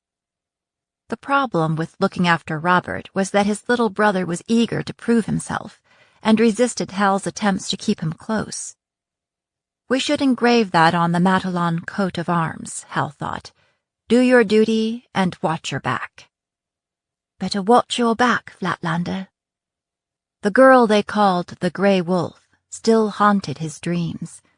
Her savage smile, her sun-burnished skin, the fearless way she flung herself howling into battle, the way she looked at him when his own men turned on him, as if she wanted to know what kind of commander led Scripps to a slaughter and inspired a mutiny of mages on the battlefield. He found himself wanting to explain. It's not what it seems, he would say. It's complicated. After he returned to Delphi, he'd asked about the Felsian officer known as the Grey Wolf. All he got was a mixture of scare stories and cautionary tales, none of which were useful. Maybe she was a witch, a sorceress. Isn't that what everyone said, that northern women could steal a man's soul? She might be a sorceress, but she looked like a soldier to him, or a shield maiden from a story. Soon after Robert's arrival, Marin Karn's son came to town. He was a lieutenant in the King's Blackbird Guard. Hal's first thought was that the younger Karn had been sent to spy on him. His second was that little Karn was being punished for something. When Lieutenant Karn began rounding up women and cutting their hair, Hal quit trying to sort him out. Finally, a few days before solstice, Karn was involved in a brawl in a tavern in town. Mark Claremont, the captain of the King's Guard, was killed, as was the tavern keeper. With that, young Karn took a crew of blackbirds and fled straight back to the capital. Claremont was gone, and that might be worth celebrating, but Hal guessed he'd better wait until he found out who was chosen to replace him. As bad as things were, they could always get worse. Look on the bright side, Halston. Hal didn't have a lot to look forward to these days, but he was looking forward to solstice. He'd sent Robert south to Temple Church on a trumped-up errand, planning to join him there for the holiday. He and Robert could wash Delphi from their skins and cleanse their souls with good Tamron wine and eat some decent food for a change. It would be a good way to launch the new year. His reverie was interrupted by a pounding at the door. Hal swore softly. That never brought good news in Delphi. DuPont, the duty officer, burst in, waving a dispatch. "We've had a bird from Shively up at the mines," he said. "There's trouble." Who starts trouble just before solstice? Hal thought, with a prickle of annoyance. He unrolled the message, flattening it on his desk with his hands. "Facing large mob of armed miners outside the No. 2 mine. Send help soonest. Suggest a battalion at minimum." Hal tapped the dispatch with his forefinger. From what he had seen during his year in Delphi, Shively was a mean-spirited bully who'd end up at the bottom of a mine with his throat cut one day. Like most bullies, he was a coward, too, and tended to call for help at the least sign of unrest. They were short-staffed to begin with because of holiday leaves. Hal sighed. He had to respond. The mine had to keep producing. "Sergeant, take a company up to the mine and see what—" A huge blast shook the foundation of the manor house, sending bits of plaster raining down on their heads. Hal and DuPont stared at each other, then raced to the door. To the north, up against the backdrop of the mountains, flames were shooting high into the air. The mine headquarters was ablaze. Hal swore softly. "Sorry, Robert," he thought. "Change of plans." He bade goodbye to his own holiday plans as he ruined countless others.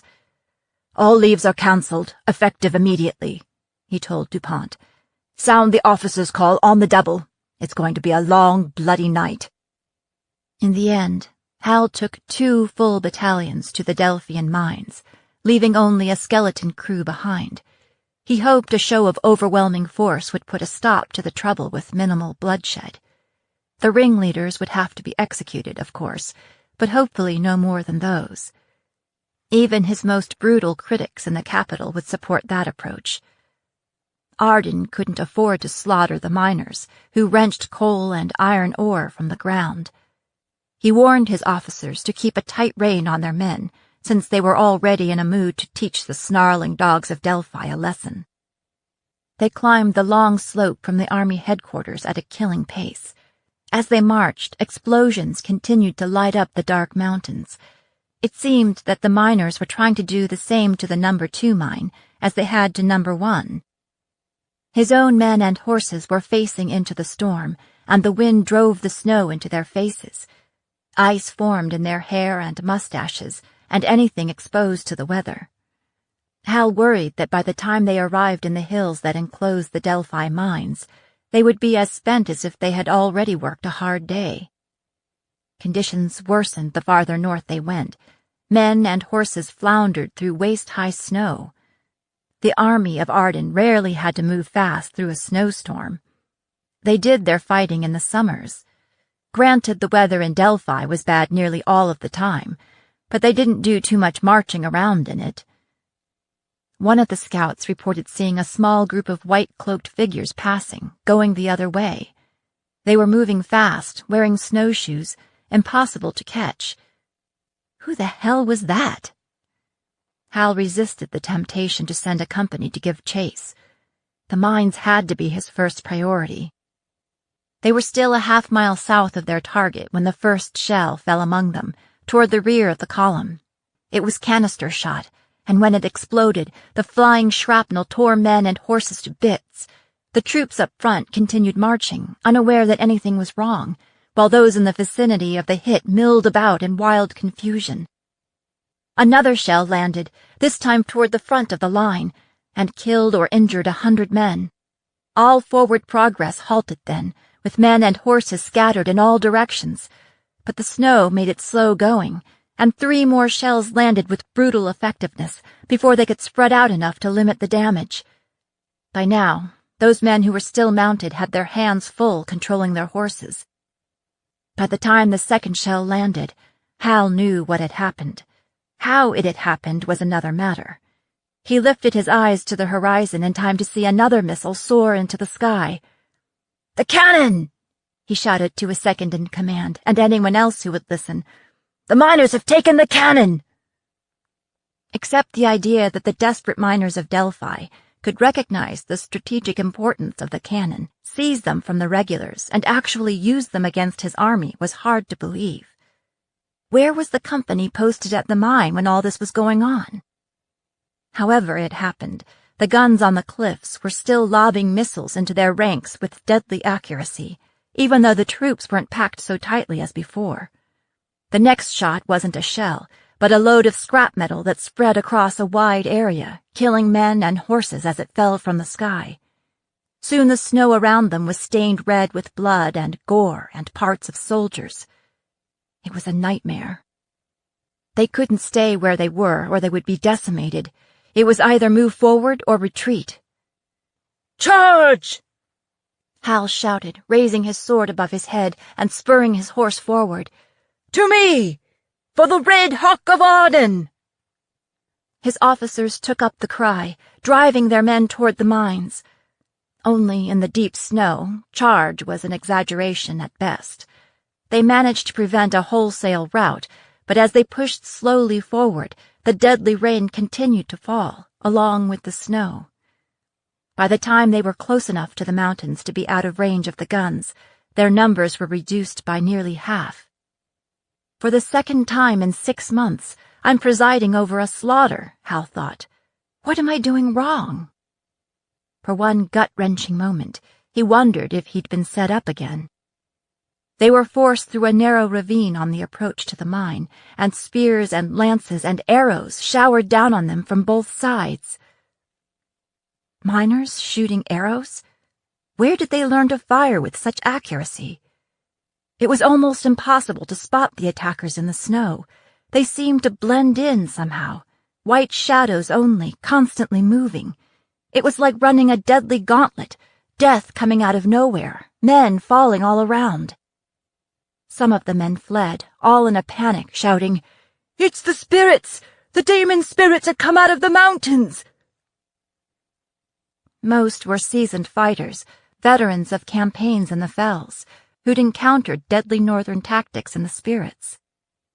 But the others pressed on, though fewer and fewer of them, and their attackers appeared in the flesh, wielding swords and lances and wearing white cloaks. They were like no miners Hal had ever seen, but like no soldiers either. At first they were silent, and then they began howling, more and more of them, like a gale roaring through the mountains, and shouting, "For the Queen in the North! For the Grey Wolf!" These were not miners at all. Hal had miscalculated, seriously miscalculated, and now he and his men would pay for it. Hal pulled out the dispatch Shively had sent earlier, flipped it over, and scribbled a note on the back. He thrust it into DuPont's hands. "Take this back to the garrison house and send it on to Temple Court." DuPont blinked at him. "But, Captain—" "Go now, and that's an order." With that, Hal turned back to his decimated army. By the time the army of Arden stood before the mines, there were only a few hundred of them left. They were surrounded, fighting for their lives, and Hal saw no one who looked like a miner. Hal was standing back to back with another soldier, fighting 3 attackers hand to hand, when the soldier's body jerked, then slumped to the ground, leaving Hal's back unprotected. As he turned, something struck him on the back of the head, knocking him flat on his face in the snow. He rolled onto his back and opened his eyes, in time to see a white-clad soldier standing over him, raising his staff for the killing blow. Hal twisted, trying to avoid the blow, but it still landed. And he didn't remember anything after that. 22. In the deep midwinter. When Hal awoke, he was lying in a stone chamber on a hard pallet on the floor. His sword was gone, his wrists and ankles were manacled together, and his head hurt like fury. There were torches stuck into the walls at intervals, and as he lifted his head, he could see other bodies on other pallets around the room. None of the others wore the red hawk. He was the only one. The last thing he remembered was that he was fighting for his life in front of the No. 2 mine, and somebody clubbed him in the head. Why, then, was he still alive? Shadowy figures moved among the injured in the makeshift hospital, tending to them. The healers were dressed in nondescript clothing, and he didn't recognize any of them. But then he wasn't sure he would recognize any miner of Delphi anyway. One of the attendants noticed he was awake, left the room, and returned with a weather-beaten woman in torn and blood-stained copperhead garb, her hair a mass of trophy braids. She wore a wicked-looking dagger at her waist. What would a copperhead be doing here? Other than serving as just one more embellishment to Hal's living nightmare. He eyed the dagger, weighing his chances of grabbing hold of it. When he looked up at the copperhead's face, the challenge in her eyes was plain to read. Try me. Maybe later, Hal thought. He needed to find out where he was now in order to plan an escape. Get up, Flatlander, the copperhead said in common. Hal planted his feet and attempted to rise, but apparently took a little too long because the warrior gripped his arm and jerked him to his feet, none too gently. Hal tried to pull free. That set his head spinning, and he braced himself against the wall to keep from toppling over or spewing on the floor. "Where am I?" he asked, playing for enough time to regain his balance. From the copperhead's expression, Hal might have been a cockroach she'd squashed under her boot. "I'll let Captain Gray tell you anything she wants you to know," she said, giving Hal a shove toward the door. "She's the one that spared your life, though I don't know why." Glad it wasn't up to you, Hal thought. And then, who the hell is Captain Gray? They threaded their way between the pallets and out of the room, and into a narrow tunnel, black rock on either side. A fine black dust lay over everything. Still in Delphi, after all. Hal's muddled brain finally matched up the dots, and he realized he must be underground, inside one of the mines. He had never been down one before. The air was rank, oppressive, almost too thick to breathe. The length of chain between his ankles allowed him just enough room to shuffle along quickly. He had to pay close attention or risk falling on his face on the rocky floor. They came to a side tunnel, guarded by two stone-faced, spatter-cloth-clad soldiers. Highlanders. What were they doing here? And then he remembered. There had been Northerners at the mines, fighting alongside the miners. His escort conferred with the Highlanders, and Hal was ushered into another chamber hewn out of the rock. A woman dressed in brown and green spattercloth was seated behind a makeshift desk made out of ammunition crates, scrawling something onto a page. Her coloring was different than that of Hal's escort, and her honey-colored hair was woven into one fat braid, beaded and feathered as well. She wore a scarf, the kind used by Northern officers to distinguish rank. A captain's scarf. This must be Captain Gray. Just behind her stood another woman in the same colors, who could make 3 of most men. She was all muscle, and her head nearly brushed the roof of the cave. Something told him that this was the captain's bodyguard. Lately, it seemed that he could use one himself. Hal stood awkwardly just inside the door, his escort next to him, for what seemed an eternity, while everyone in the room ignored him. When the captain finally set aside her paperwork and looked up at him, Hal's heart almost stopped. It was the officer from Queen Court Vale with the raptor eyes, the one who'd handed him his ass and then saved it by killing his own mages. Hal could tell by her amused expression that she remembered him too. "Happy solstice, Captain Matalon," she said. "May the sun come again." Solstice? Hal had forgotten all about the holiday. He should have known by the bits of evergreen tacked up on the walls. "Thank you, ma'am," Hal said. Personally, he'd have to say that it wasn't off to a very good start. "If you know who I am, you have the advantage of me." He thought that was a fine turn of phrase, but the Northerners seemed to find it funny.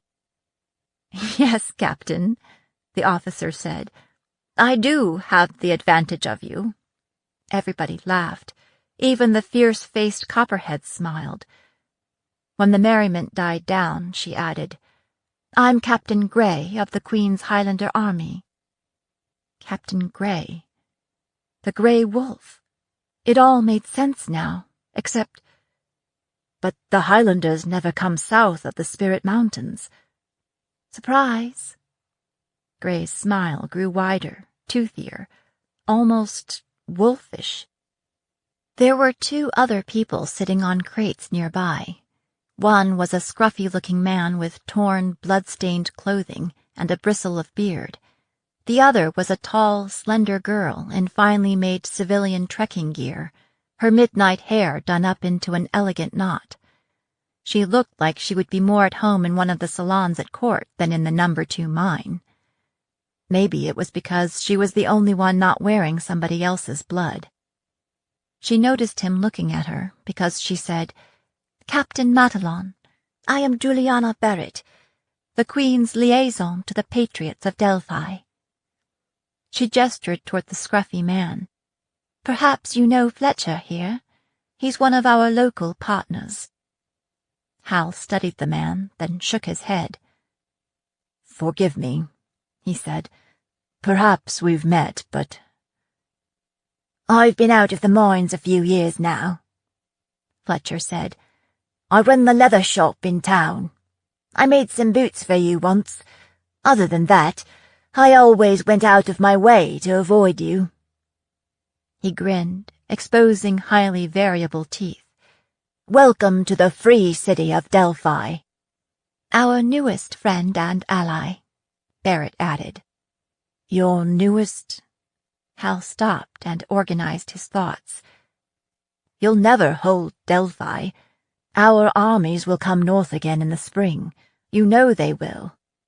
"And we'll be ready for 'em next time," Fletcher said. "We won't be caught napping again." Grey didn't look particularly worried either. "Perhaps we have more surprises in store for Arden. Perhaps if this place were defended properly, it wouldn't be so easy to take. Perhaps, the Maker willing, your despicable king will be dead by then." That last part she said with considerable venom. It's personal, Hal thought. I wonder why. "Well," Hal said into the charged silence, "it seems that a lot can happen in a day." He paused. "What about my men?" he asked. "Where are they?" "Your troops here at the mines fought bravely," Grey said. "Unfortunately, very few of them survived. At present, a few hundred of your men are huddled in your indefensible headquarters, trapped between us and the militia in town, trying to decide who to surrender to. So far, the miners have taken the town from the Ardenine Blackbirds, killed most of them, and driven the rest out of town. As I understand it, not many got away. People are truly angry in the city of Delphi. Perhaps you can explain it." Gray raised an eyebrow. When Hal said nothing, she added, "If you ask me, I think your men would be better off surrendering to us than to the Patriots." Hal had to agree. But he still couldn't quite put this puzzle together. How a miners' riot turned into an invasion. "Your father is Lord Matalon, correct?" Barrett said. "Aye," Hal said, seeing no purpose in denying it. "It was Captain Gray who recognized you and intervened to save your life," Barrett said. Hal glanced at Gray, then away. "If you're thinking about demanding a ransom for my father, he won't pay it." "Why not?" Captain Gray again. "He doesn't want you back?" "I'm going to assume he wants me back," Hal said. "But he doesn't believe in paying ransoms or meeting the demands of hostage-takers, though he might use my death as a means to rally his bannermen." "Well," Barrett said with a wry smile, "from what I've heard about your father, that doesn't surprise me at all." "Whatever you decide to do with me, I'd ask you to show mercy to my soldiers. They are good men, mostly, and here under orders." Captain Gray fingered her braid. "Shall we show them the same mercy afforded our captured troops by the King of Aden?" she said in a voice as hard and cold as tempered steel. "Hopefully not," Hal said, startled into honesty. The two of them stared at each other for a long moment. Finally, Gray settled back in her seat. "If your remaining troops surrender," she said, "we will treat them as humanely as we can, as prisoners of war." "Thank you," Hal said. "If—" Here it comes, Hal thought, my opportunity to prove what kind of man I am. If you write a message to the duty officer at your headquarters, giving permission for their surrender under those conditions," Gray said. "I also want you to write to your father and tell him what has happened." Hal waited for the rest, and when it didn't come, said, "That's it? No demands?" "No demands," Gray said. "We just want him to know. Nobody should have to wait and wonder about a loved one gone missing." Again, there was an unexplained edge to her voice. "It would probably be best to send it via my brother Robert at Temple Church," Hal said. "That would be the surest way to get it to my father these days." "Without its being intercepted." "We'll see that it gets to him," Barrett said. Gray tapped her pen against paper. "I wondered if you could help me with something. We've been looking for someone we understand is currently in Delphi, but we've been unable to locate him. Perhaps you can help. A Lieutenant Kahn?" "Kahn?" Hal shouldn't have been surprised. Northern spies were everywhere. "He was here, but he's gone now. He left a few weeks ago." "Too bad. Do you know what he was doing here?" "Fighting the plague," Hal said. "That's what we were told."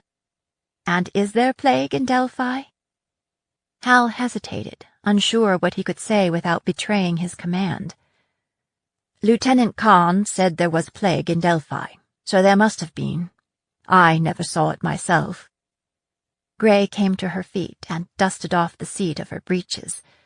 She was a tall one, too. She almost matched him in height. "The miners say they haven't seen any plague either. So why do you think Kahn was here?" Hal met the captain's eyes, and for some reason found himself telling the truth. "This is just a guess, but I believe he was looking for a particular girl." Gray studied Hal, then nodded, as if she'd decided to believe him. "Why did he leave, then?" "I believe he found her," Hal said. 23. Flamecaster. The saddlery in Middle Sea was a busy place, and the tanners and joramers should have been used to custom orders from the multinational clientele who came and went through the port. Still, the clerk behind the counter raised his eyebrows when Jenna Bandelow gave him the sketch of what she wanted made. He turned the drawing this way and that, as if thinking that he had it upside down. "What's this for again?" Jenna had her story ready. "I'm a performer in a traveling